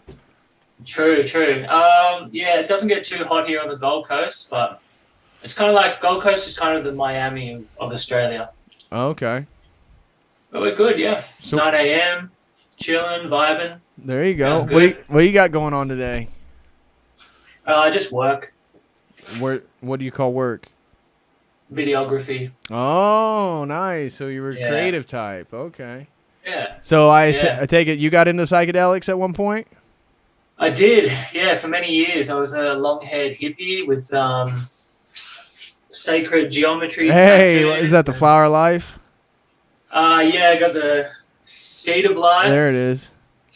And then that's the dance of Venus. Oh, okay. Yeah, now I'm an Orthodox catechumen. Been a catechumen for about a year with my fiance, and we're about to get baptized. Wow, that's awesome, man. What got you into orthodoxy? It was I definitely came through the Jordan Peterson, Jonathan Peugeot pipeline, but then I did have a very real experience either with an angel or with Christ. Whatever it was, it made me realize that Christ was real. And then I just searched for the true church, and here I am. Was that a sober experience? Well, yeah, it was in meditation. Oh, okay. But it was like I wasn't on psychedelics at the time, but it was like a psychedelic experience, which I think is kind of the way that God needed to reach me particularly, because I was used to those kinds of experiences. Right. And yeah. Wow, dude, that's awesome that you and you said girlfriend or wife? Fiance. Malika. Congratulations, Scant. Getting married, Thank man. you. Yeah, that's awesome. Yeah, man. When are you getting married? Dude, I gotta find a girl first. I thought you had a girl. Well, I had a girl, yes. Ended that relationship. Let's just say we weren't. We had personality differences. Was not going to work. So I actually ended up breaking up that relationship a couple months ago. And so I think we were together for like 10 months. And so just came to the conclusion I couldn't marry her. And so now just taking it easy, making streams, trying to make some money, and God willing, meet the right girl, and get married at some point. I plan on it. I just have nobody lined up at the moment. That's for sure. I'll pray for you, bro. Well, I appreciate it. I need to probably pray to Saint Xenia a little bit more, I guess. I figure it'll happen. I think God's been messing with me, forcing me to wait on His time and not mine. So that's kind of how I see it. How's your prayer life? How's my prayer life? Consistent. Yeah. Awesome. Yeah. Yourself? Do you have a particular prayer rule you abide to? Yeah, like morning. I think House of Comments was saying it before. Is it House of Comments? You said just prayer in the AM and the PM. I use the Orthodox study prayer Bible. book. Do you have the Jordanville? Which one you have? I don't know, the Orthodox Study Bible. It's you just use the ones at the back of the Study Bible. Sorry, I was at the back. Yeah, and then I do have a different smaller prayer books book too. as well. I actually got a newer prayer book more recently. This one is Prayers to the Mother of Light. It's a prayer book dedicated to the Theotokos. Nice little leather bound. Very lovely. Beautiful print. So I'm excited to start using this one a little bit more and diving into this one. But it's all to the Theotokos, so it's not like the Jordanville or something like that. But anyway, I just read a book by Saint John of Shanghai. Oh yeah, what was that? Called, I think it's the Orthodox Veneration of the Theotokos, or of the Mother of God. Highly recommend that to anyone who still hasn't quite got their head around Mary and the Theotokos and her veneration. Because it's we're leading up to the Dormition of the Theotokos. Yep. And I haven't really connected with her particularly. And so I read that book, and very helpful. I can really see why he was considered a saint. He was Seraphim Rose's spiritual father, and you can see that just in the writing. Oh yeah. Hey, welcome Nick and Brady. What's going on with you guys? Hello. Nick, where are you at in the world? Clearly you're driving. Yes, I'm pulling over right now. I'm currently in New Jersey. So I'm on the East Coast. How are you doing? Currently there? I take it you don't live there, or you're on the move, or? Oh, I do. I've been here all my life. Oh, nice. But, are you Orthodox? Yes, I was recently chrismated this past February. Wow, congratulations, bro. Congratulations. So it's been wonderful. Yeah, tell me a little bit about your journey to Orthodoxy. Was it involve psychedelics as well? Oh yeah, yeah. So, man, I had a very interesting journey. It started when I was very young. I'm just gonna go through it real quick.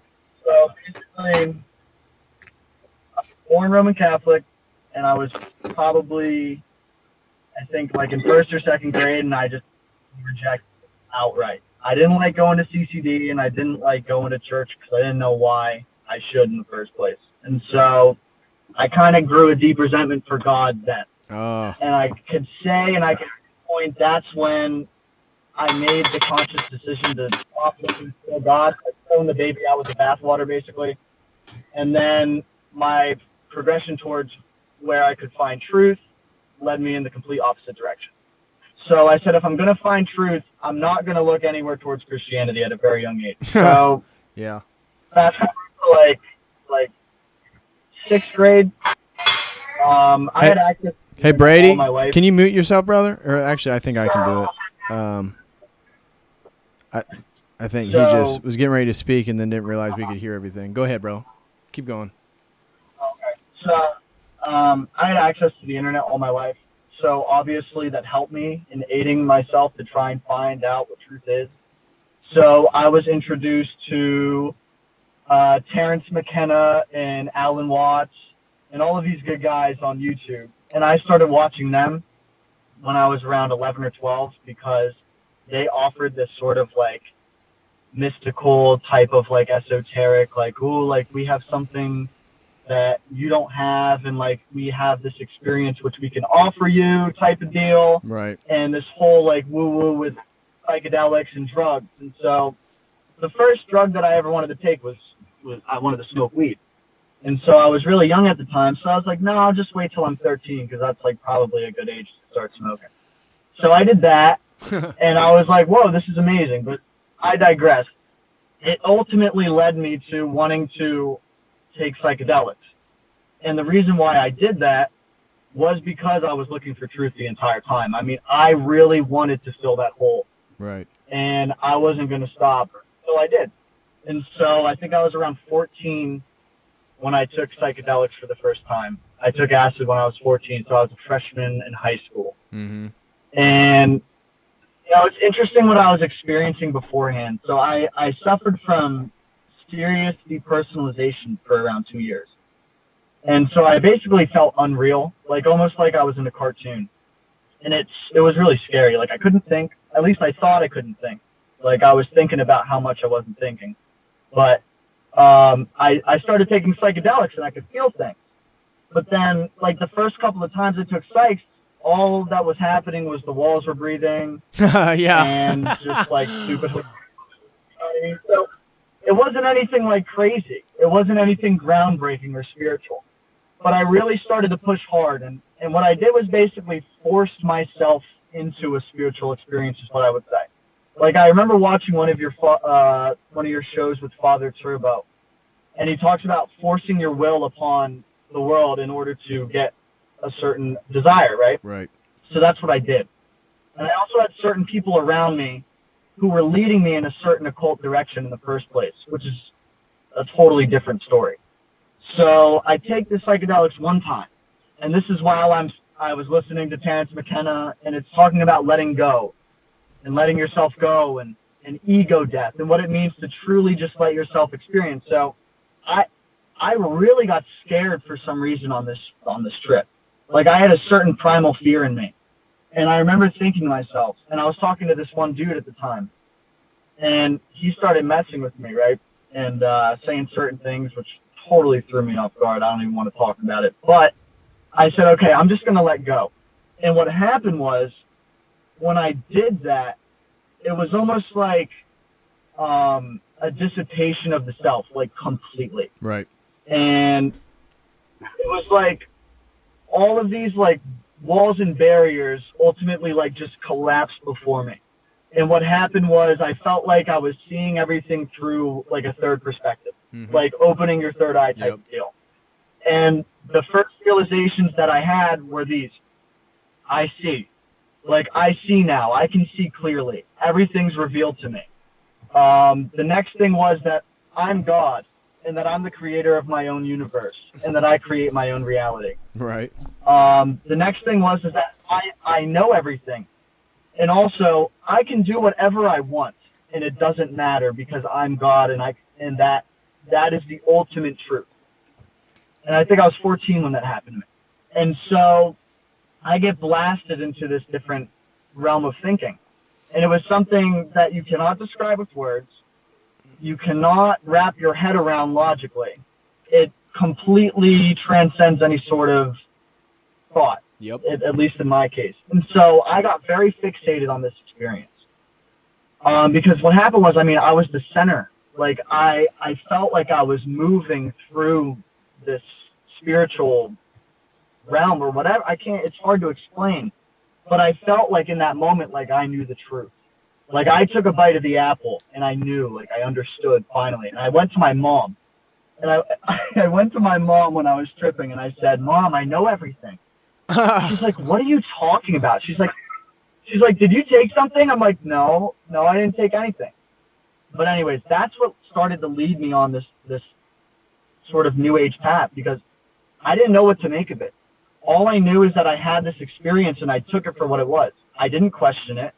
I didn't think to myself, oh, this is a little selfish. But I'll tell you one thing is that after the trip ended, I still had this feeling in myself like, well, I still feel unfulfilled. like, yes, I saw all these other things too. Like, I saw the sacredness of the universe, or the oneness of the universe, the infinity, the now, the eternal now, like some people call it.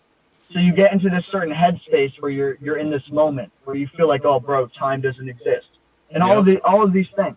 Yep. And I went on this trip to try and figure out exactly what it was that I experienced, because I couldn't. No one could tell me what it was, and so I could only get little inklings and little like pieces. And so I started looking and looking, because at that moment too, at the same time where I was deceived in many different ways, where you could have said it's a luciferic type of light, I also, because I was like basically borderline atheist at the time, it blew the cap off of any sort of doubt that there's anything higher. So I knew at that moment that there was something of a spiritual nature. So I kept on looking, and ultimately what it led me to was Satanism. So I kept on taking psychedelics, one, because I was like hooked on that spiritual high. So I kept on taking psychedelics in order to try and attain to that spiritual high. And I never got that same experience again. I was somewhat in that now, that moment, that sort of like weird higher state of consciousness, but it became very demonic over time. Mm-hmm. Like, and ultimately what it led me to was a total decay of my mind, myself, my personality. You know, at a certain point, my psychedelic experiences were leading me to believe that now what you have to do is you have to accept evil. And if you accept evil, then that's actually good, because you're embracing all of yourself and you're uniting yourself completely. And I even had an experience, my last trip, is where I thought I was possessed. But you probably were. It kept on leading me downward. And on that trip, I felt like I had a serpent inside of me. Don't want to talk about it. Very scary.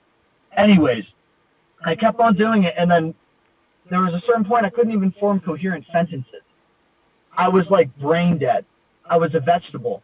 But I kept on going and trying to get into this state of mind, and nothing else mattered, because I remembered that nothing really matters, because ultimately everything's one. Yeah. And there is no good or evil. I'm just this infinity, and when I die, I'm gonna basically melt into this fractal ocean, or whatever you want to call it. That's what I believe. Yep, a lot of people do. I became completely spiritually drained, and I was wrapped up in the occult, and I started to have hallucinations really bad, especially of hell, especially of being attacked by demons, and I also thought that I was condemned. So those were three things. Like, and it's interesting how the whole time, like, I didn't believe in Christianity, but I believed I was going to hell. I believed that I was being attacked by demons. I knew that there was a satanic spirit that was in works. Right. You know what I mean? So what happened was I started to realize, oh crap, like, after I got to my lowest low, where I became basically a shell of a person, is when I said, oh shit, like, something's really wrong here. And that's when, almost like cliche, like I heard Jesus, like, in the back of my mind, like, just the name. And Nice. It went on for a couple of months, like, as I was hallucinating too. And I finally called out to him, like, while I was having going through sleep paralysis, and while I was hallucinating. And I just like kept on asking him to help me. And I didn't believe, I hated him. I absolutely despised everything he had to live for, because anything he had for me, because I thought all Christians were sheep. I thought that they were at a lower consciousness because they bowed down to a master. That's what I thought. And it's really interesting. I used to think that. But then here I am calling out to Jesus to save me from my own hallucinations. Right. So after that, I wasn't, like, from that day forward, I didn't have anything. I never had sleep paralysis again. I was never hallucinating. And I was basically like, almost like he took that weight off of my shoulders. And I didn't understand that either. So then I went to the first thing that preached Jesus online, and I became a Baptist instantly. And so that is kind of how I kind of came to be where I'm at now. Like, God saved me from like this whole total hell. Like, I really felt like I was in hell. And ultimately, I just kept on looking. Like, even when I thought, you know, I became a born again Christian almost instantly, and I was a born again Christian for 3 years. But then that was started to like wear on me. Like, I felt like there was still something more, and I didn't really know because I didn't have the knowledge at my disposal of what the Orthodox Church was. Right. And with my resentment towards the Roman Catholic Church, Right. it didn't help me either. But ultimately, and I'll end it here. It's like God led me to the Orthodox Church about a year ago, and since then I haven't turned back since. So like, I felt like God has been basically holding me by the hand through all of this. Like, I couldn't really explain to you how I came to where I am today. All I know is like my experience, and also that since I've been charismated, God has revealed to me so much about my past and helped me to discern through what I've experienced and to put pointers on what these things are. And he's also showed me truth. Like, I now am content, and I know what the truth is, and I'm so happy for that, and I'm so grateful to God. And that's how I got to where I am today. That's basically it. So my psychedelic experience is pretty common, it seems like, especially watching your videos too. Wow, brother. Sounds like you've been through a lot. That's an incredible testimony, and I can relate to so much of what you just shared, and it looked like a lot of people in the chat can too. Maybe some things obviously are unique to your experience, but that's crazy, man. It does sound like, clearly, I mean, that's where you can't explain it to people is the you know, that synchronicity, that guiding, that how God guides us, right? Even giving you eyes to see things of your past in new ways. You can't explain it to somebody, even if you were to explain how you can now see something you didn't see before, because it fits to this sort of totalizing picture of your own experience. And so that's why this whole orthodoxy thing, you can't give it to somebody. They have to like choose it, because it's a journey. It's the journey up to the point, and then once you become orthodox, it's like that's the beginning of a whole nother journey, and that becomes really difficult. So, wow, brother, thank you so much for sharing that testimony. That was really powerful. I know we got another guy, Brady. He's the last one here. Brady, you want to introduce yourself? You know, your camera's off and your mic is muted at the moment. Brady, are you able to turn on the your mic and camera? I think he's watching us through the live stream, and he is going to be delayed 20 seconds. Can you see me? There's Brady. Hey, what's going on, brother? Hey, man, sorry, I was getting my chicken food, so I'm having to like walk out and go feed my chickens. Hey, nice. Looks like you got a nice little spread there. Where are you at? I'm in Texas, actually. Nice. What part of Texas? I'm just like south side of Houston, maybe like 30 minutes, like just, you know, from downtown. But once you kind of get out of there, you kind of still find some kind of spots out here that are. That's got to be so it's hot. hot though, yeah, I was going to say, that's got to be so hot right now. Yeah, this is the worst time of year for sure. Oh, so. my God. I was a big. You just cut out, brother. Growing up, so go ahead. Hold on, restart that. Restart what you just said.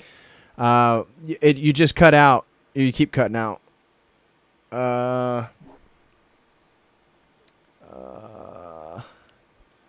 Brady, you still there, brother?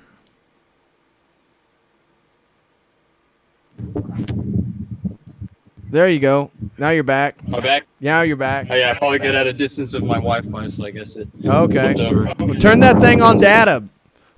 I tried. All right, so yeah, I just saw it was a call, and I didn't know if there was a prompt. Obviously, everyone's talking about the psychedelic route and whatever, so I can definitely relate 100%. And I guess listen to the last guy and how it's a common occurrence, and a lot of that sort of, ego inflation. There's a guy who's on YouTube. His name is like Dakota of the Earth, and he just kind of travels around and Dakota of the Earth. Let me look this up. Dakota of the Earth, and I guess his name is Dakota, but so he just travels around and he's all about exploring sort of the the Eastern mysticism. He travels around all over the place. But one time I was watching one of his live streams, and he kind of verbatim just kind of said that, where he's like, pretty much if you can't handle psychedelics, you're pretty much just like a stupid person, and you can't obviously like handle the real trip, and you can't understand what I'm able to understand, and all that kind of essentially kind of stuff. So I was just kind of like especially I was about the same time I was starting to kind of watch your videos, and I was like, it's like interesting kind of actually see someone literally kind of spelled it out, that kind of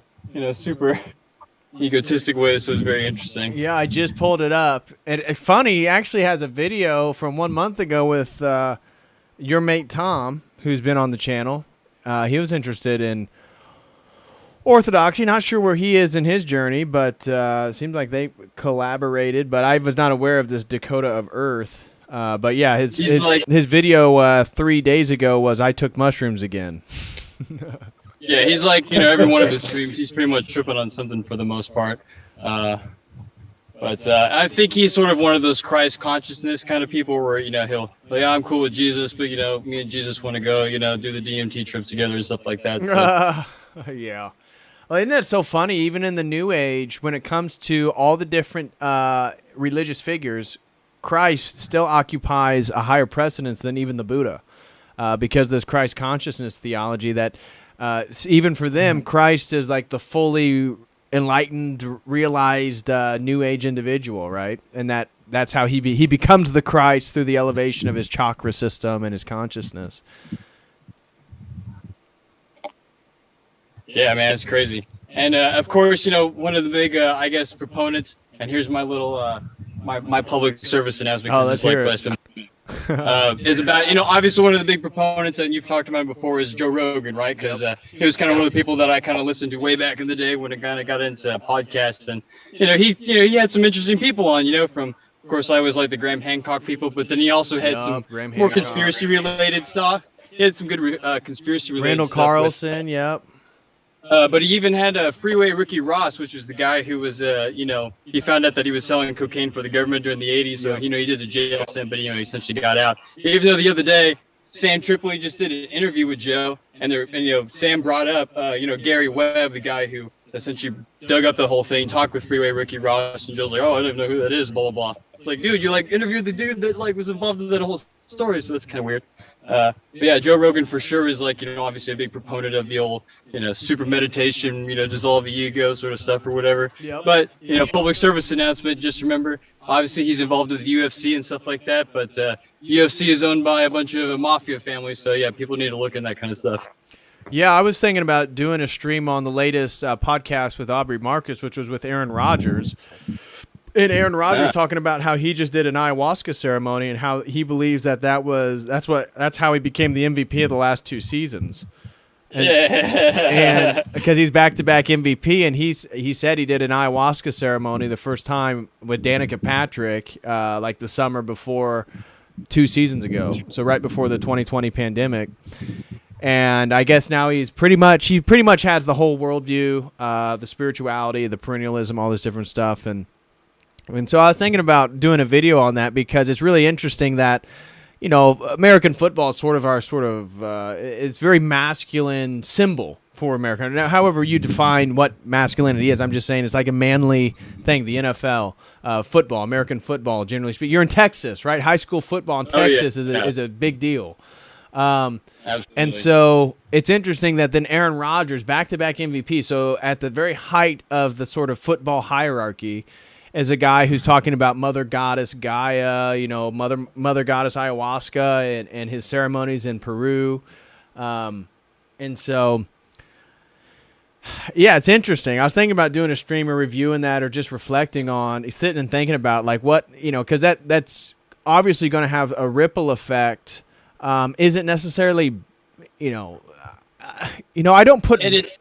Go ahead. And it's a lot of that, kind of the Foucault pendulum thing, right? Yeah. Where it's like, people would just want to, we got to swing the justice hammer in the opposite direction and, kind of tear everything down at the same time. I think where people obviously are coming from, the people that, not obviously the agenda pushers, but the people that, are kind of caught up in the middle and a lot of that stuff is, we're sort of wrapped up in that sort of, I think this is a good topic for you to maybe try to tackle is, a lot of the conspiracy people is like, history is written by, the victors and, Victor, obviously that guy's an asshole, right? But, history is written by the victors. So we just kind of end up, trying to poo-poo too much stuff that we thought those people were in power. Obviously, it just seems that, we should, try to throw that stuff out, so I think people are sort of like, it's hard to kind of parse out, because it's like, hey, look, all these kind of get into general conspiracy, and stuff like that, as far as, general geopolitics, 9/11, blah, blah, blah. and then you just start, some people just end up, maybe accidentally throwing out that baby with the bathwater or whatever, right? Yep. Yeah. So what? So I take it you dabbled in the psychedelics a little bit. Oh yeah, I dabbled way back in the day. So how did you mean just giving us the brief little overview of how you went from that, the psychedelics, to? Are you an inquirer into Orthodox? What's your relationship, your status regarding Orthodoxy? Are you Orthodox? I've been like, I'm like on the fence ortho for a while, probably. Okay. I think I actually had a one-on you with with you maybe like months ago, and I meant to do a second one, but I never got around to scheduling it. That's right. That was all my fault, and I just I had my son born earlier this year, so congratulations, I've just been busy moving up bro. my property. Yeah, so this is my number 2 actually. So.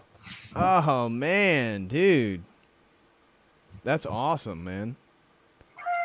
That's awesome. Exactly. So hopefully, my kids will be out here getting my chicken eggs and whatnot, right? But looks like you got a beautiful spread, man. That looks like paradise down there. Hot though. Great, my gosh, it's got to be hot as hell, but it looks nice. Right now, yeah. Later in the day, it's not too bad. Once it gets around like September, October, it gets really nice.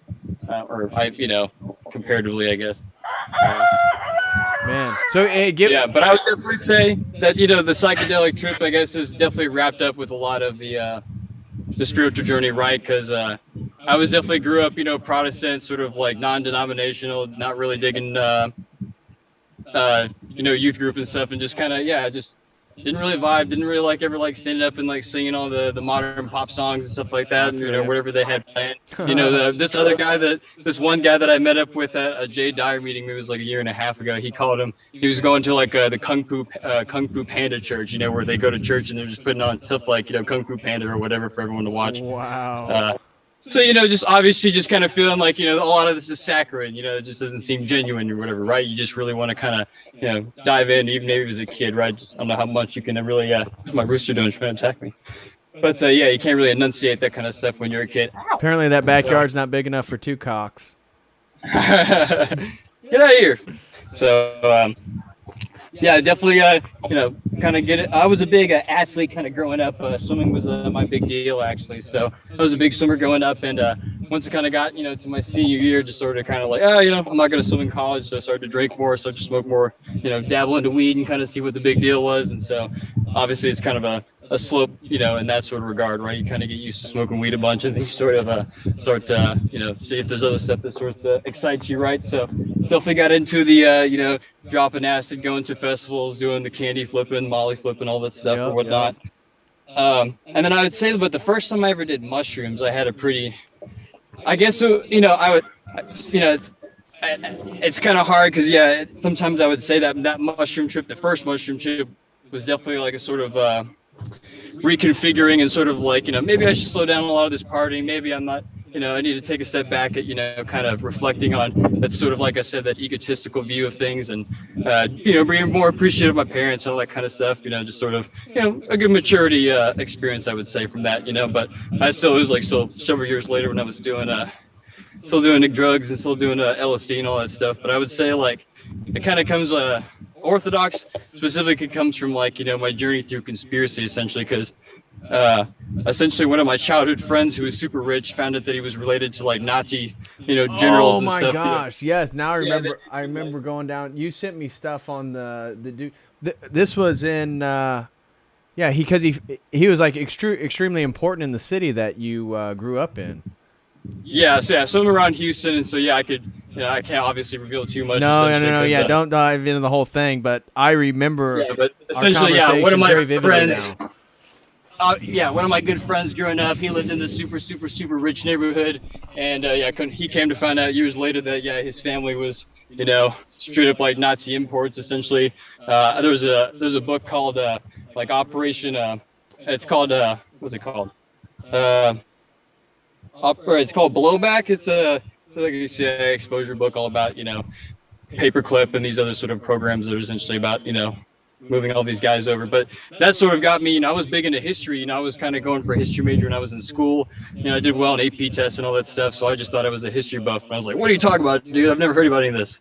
So that kind of sent me down the rabbit hole. So then that kind of led me to stuff like, Jay Dyer and like James Corbett. And so this is funny where it wraps up with Jay Dyer, because I was into conspiracy, like, oh man, look at all this stuff, blah, blah, blah, Federal Reserve, yada, yada. I was into all that stuff. And I go to a Jay Dyer like meetup in Houston. And, you know, I'm going to there to talk about, you know, ready to throw down all the conspiracy stuff. And everyone's there just talking about, you know, Orthodox Christianity. And I was like, what the heck's going on here? Like, I didn't even know this was like an angle that he was about, you know? So and that's what everyone talked about. And so that was kind of the first seed that sort of kind of incepted me, you know? So as far as like kind of getting interested, you know, so it's like, hey man, if all of these people are kind of like, you know, in the conspiracy world, which is the one that I kind of align with the most, you know, because I'm definitely interested in a spiritual aspect. You know, I could kind of see, especially you were tied in all the Gnostic stuff, essentially, with all the, obviously the drug rituals and stuff like that was very elucidating. So I guess that's sort of, I kind of ended up here. So. Wow, bro.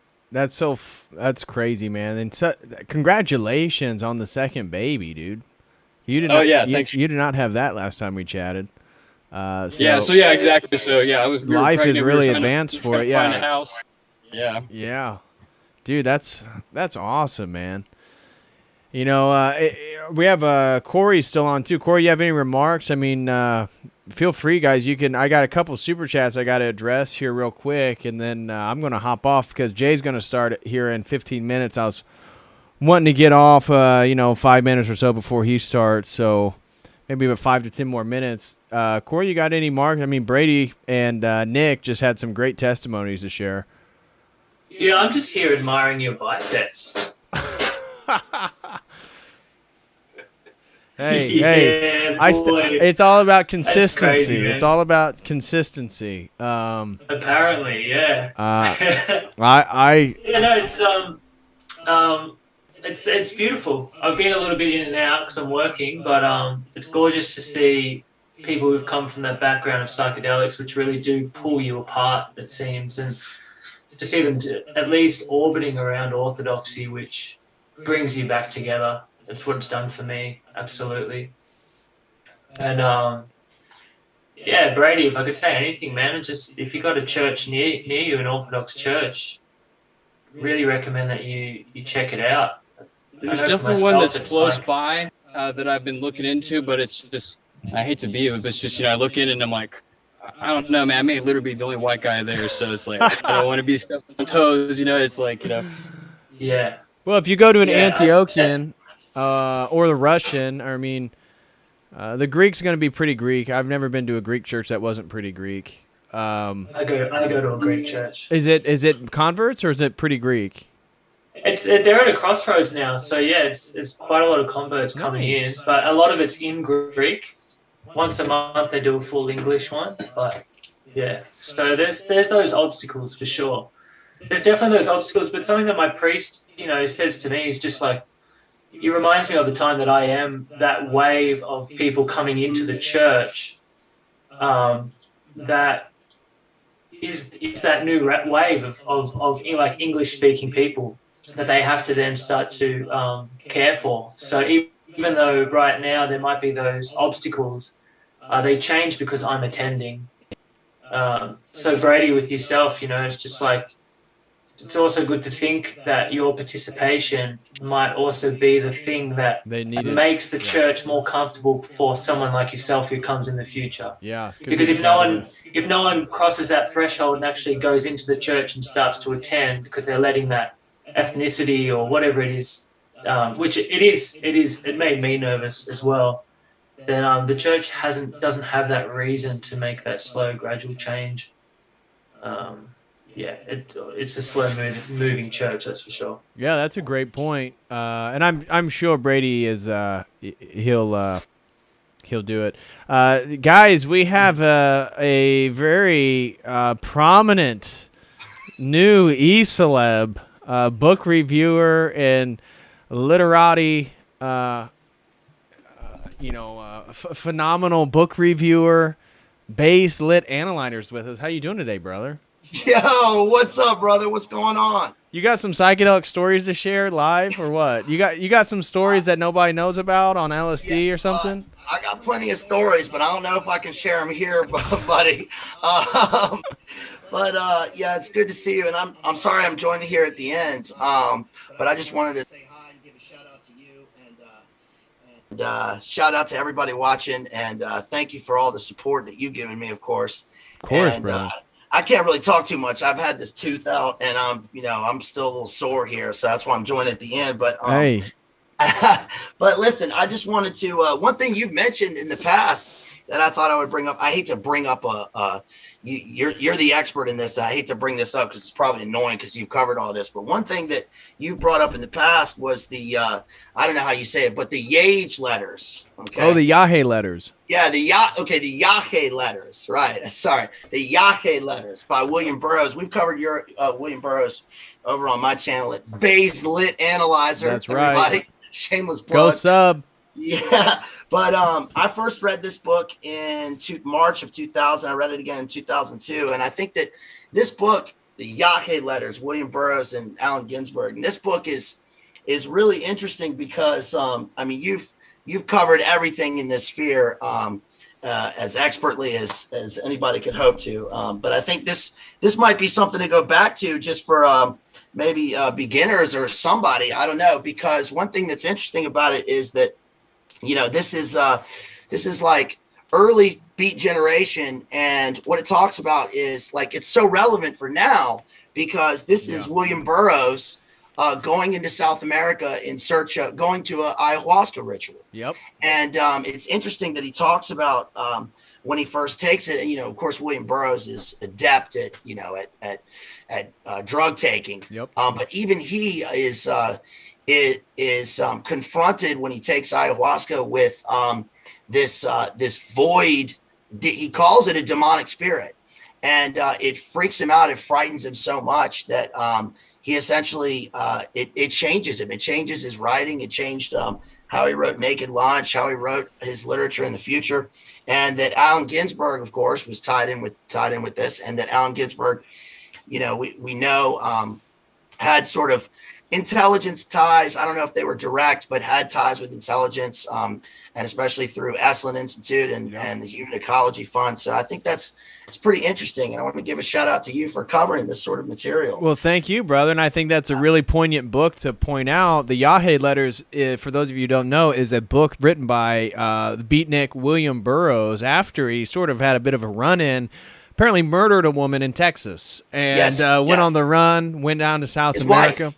Yeah, you know, Shout just somebody, his wife just murdered her. So went on the run, went down to South America, where he came across these ayahuasqueros. These are the ayahuasca cults of the Amazonian jungle, and was one of the first people ever to record, a Westerner, to publicly record his experiences on ayahuasca. Ayahuasca at this point was not, I mean, when was that book published? It was, let's see. It'd have to be like mid-50s, late 50s? It was, I think it was published in 62, but the letters were from like 57. They were. The letters were from earlier, from 1953. 53. And it was first published in 63, yeah. 63, yeah. So this was one of the first, the first public description of magic mushrooms was by R. Gordon Wasson in 1957 in Life magazine. So this is like cutting edge stuff for Burroughs to be writing about ayahuasca. But he basically goes back. The book is documenting a series of letters between him and notorious homosexual and poet Allen Ginsberg. And it's been speculated that William Burroughs got into some homosexual stuff after coming back after this trip as well. Yeah, it's not. I mean, it's not even that. It's creeper stuff. He mentions it in the book specifically. And another thing about Burroughs that's interesting is that, you know, there's a lot of lore. There's always a lot of lore about a lot of these authors, you know, that they sort of come up from nothing. But Burroughs was the grandson of the inventor of the Burroughs adding machine, right, which gave him a lifelong trust fund. And he went to an elite. He went to Los Alamos boarding school in New Mexico. Ooh. He went to Harvard. He was a Harvard guy. That's where Jack Kerouac came from humble beginnings, but Burroughs himself was from sort of an elite background. And then he ended up going to Mexico with his wife. He was married at the time with a woman named Joan Vollmer, who was a Benzedrine addict.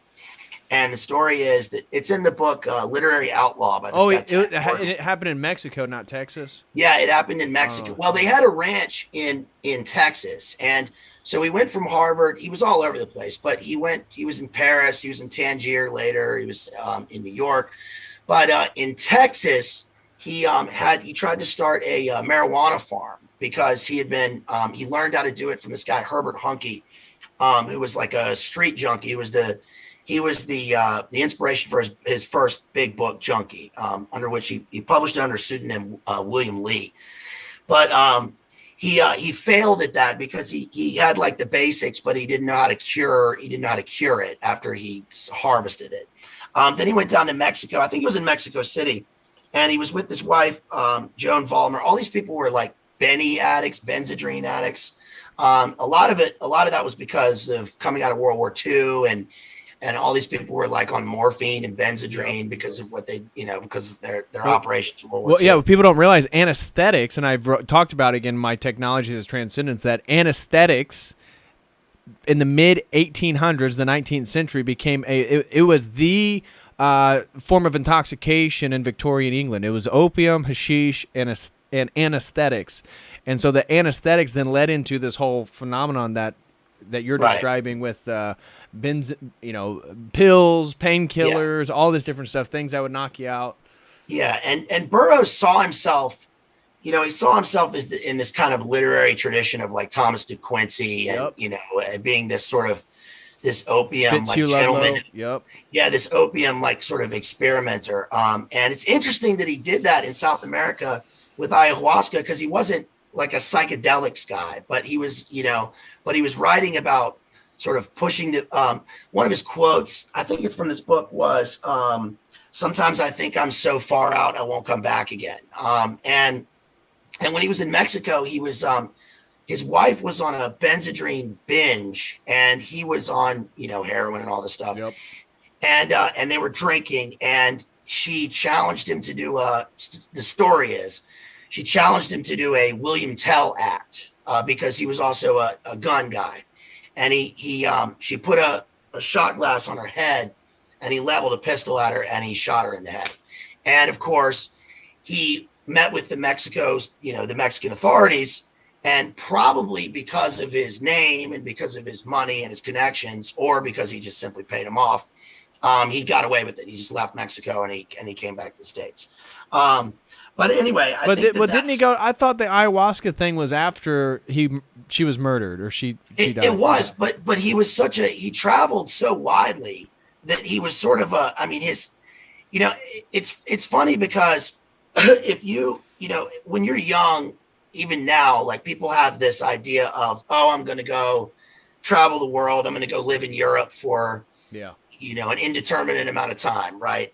But the fact is, even back then, it's very hard to just go. You had to have a visa. You had to have there had to be an official stamp allowing you to stay that long. Burroughs, on the other hand, could go to Tangier and stay for years. He could go to France and stay for years. They were all over the place. So I'm not sure of the timeline, but I think you might be right that it was after Mexico. That was my understanding. But what's interesting is that there's a lot in the book that the book is for such a this may be ironic or maybe not, but for someone who's considered a sort of 20th century post A-bomb, post-modern atheistic writer, that there's a lot about spirituality in the book in terms of confronting what he specifically calls a demonic spirit. And I think that sort of plays a role in his later. People who know Burroughs will not be surprised by that, I guess. But I just think that that's interesting and sort of sets the theme for, it's amazing how much Burroughs writing permeates even contemporary literature to this day. So that's about it as far as I got with psychedelics for this one. No, that's great. Have you done psychedelics? Well, honestly, I don't want to answer for a number of reasons. Okay, yeah. No. I get it. I'm I'm picking up on what you're putting down. Yeah. It looks like you're at 882 subs, bro. Your channel. Yeah. you're on your way to 1,000. So let me grab the link. Guys, go sub to Bay's Lit Analyzer. He's always coming out with new content, analyzing literature. Yeah, we got a shameless plug. We got a stream tomorrow night, sponsored. By the way, I totally copied this from you. Yeah. I stole this idea from you because you've been doing the sponsored streams. Yes. So I thought, well, what if, why borrow when I could just take the idea from the guy who did it best? So we're doing a sponsored stream tomorrow night, sponsored by our homeboy Jethro. Shout out to Jethro out there. What time is your stream? Because I have a sponsored stream tomorrow on Hebrew Roots movement. Okay, what time is yours? Well, I would prefer probably 7 or 8. Okay, I set mine up for 8 o'clock. It's already posted there. Oh, okay. But listen, you're the guy. So no. We're gonna work around you. No. And we're doing Cormac McCarthy's No Country for Old Men. Oh, he wanted Jethro wanted some No Country for Old Men, yes, huh? And we're focusing mainly on, Jethro wanted a Coen Brothers stream, so we're mainly focusing on the novel, but through the lens of the film. So we're going to be talking all about the film No Country for Old Men. So it's going to be a fun one. Okay, well, maybe I want mine to be under 2 hours, so maybe I'll try to set mine for 6 o'clock. And that might work. 7 p.m. is kind of like prime real estate for the evening stream. It seems like everybody's off work, and then 3 hours. So Pacific Standard's at 4, so some people are getting off. So that's right. Oh, that's true. As a good Christian man, I'll take that sacrifice. I'll take that martyrdom. Listen, we'll all be watching you anyway. So when you're finished, no, I'm kidding. I appreciate it. No, guys, make sure you tune in to Bay's Lit Analyzer tomorrow night. Make sure you subscribe. Again, I just shared his link in the live chat. Going to hop off here. Jay should be starting any minute now. Corey, you got anything you want to say to the people before hopping off here? God bless you all. Thanks for having me. Well, thanks for hopping on, man. God bless you. God bless you and your fiance and your guys' journey into the church. Keep us updated. Whenever you're able. I know there's a major time difference, probably like 14 hours. So when you're able to hop on a chat, let us know.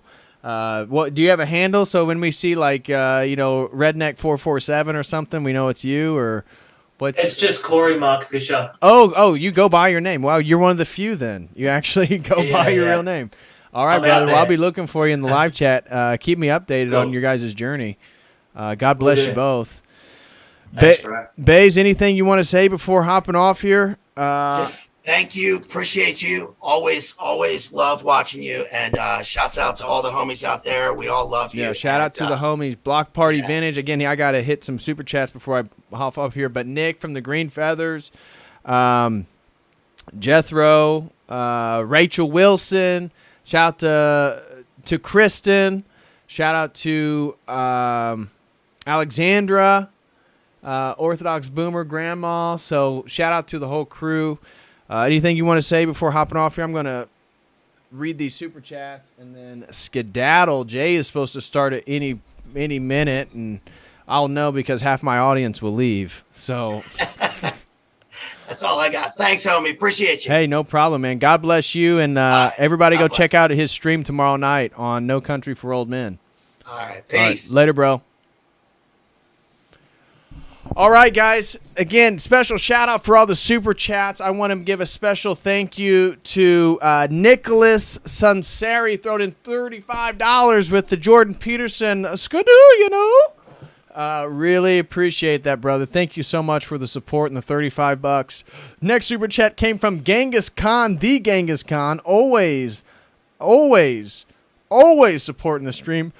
Really appreciate you, brother. Thank you so much, Genghis Khan.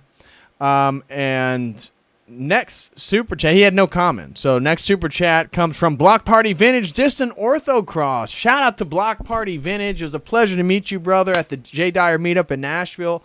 God bless you and yours, man. Hope you guys are doing well. And last super chat came from Veronica. And guys, Veronica is, I think, Kingdom Kid in the live chat. And we have been praying for her to go to church with her and her daughter, I believe. I'm not sure. I think she has one child, maybe a boy. I believe it's a girl. I believe it's a daughter. But she sent a $5 super chat, said it finally happened. So special congratulatory celebration to Veronica on going to an Orthodox church and finding a home. It finally happened. Well, thank you so much, Veronica, for the $5 super chat. Really, really glad to hear that you guys made it to church. Love that. Really, really love that. So shout out to Veronica, Kingdom Kid, or Kingdom. Yeah, I believe there it is. Kingdom Kid. Yep. Shout out to Veronica. God bless you and yours. Wonderful to hear that you made it to church. I love that. So thank you for the $5 super chat. It really means a lot and brightens my day to know that you guys made it to church.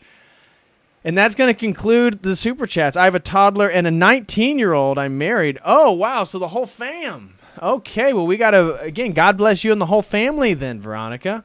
You say, Kingdom Kid makes you sound like, maybe you're 20 or something. I don't know. But, geez, you have a child that's that old. So shout out to Veronica, again, toddler and 19-year-old and happily married. So love that you guys were able to make it to church. Again, a special shout out to Block Party Vintage. Thank you very much, brother. And a special shout out to Genghis Khan for the continual support. And finally, thank you very much, Nicholas Sanseri, for the $35 super chat. Guys, that's going to conclude tonight's stream. I will be back tomorrow with a sponsored stream on the Hebrew Roots movement. I hope that's going to be interesting for some of you.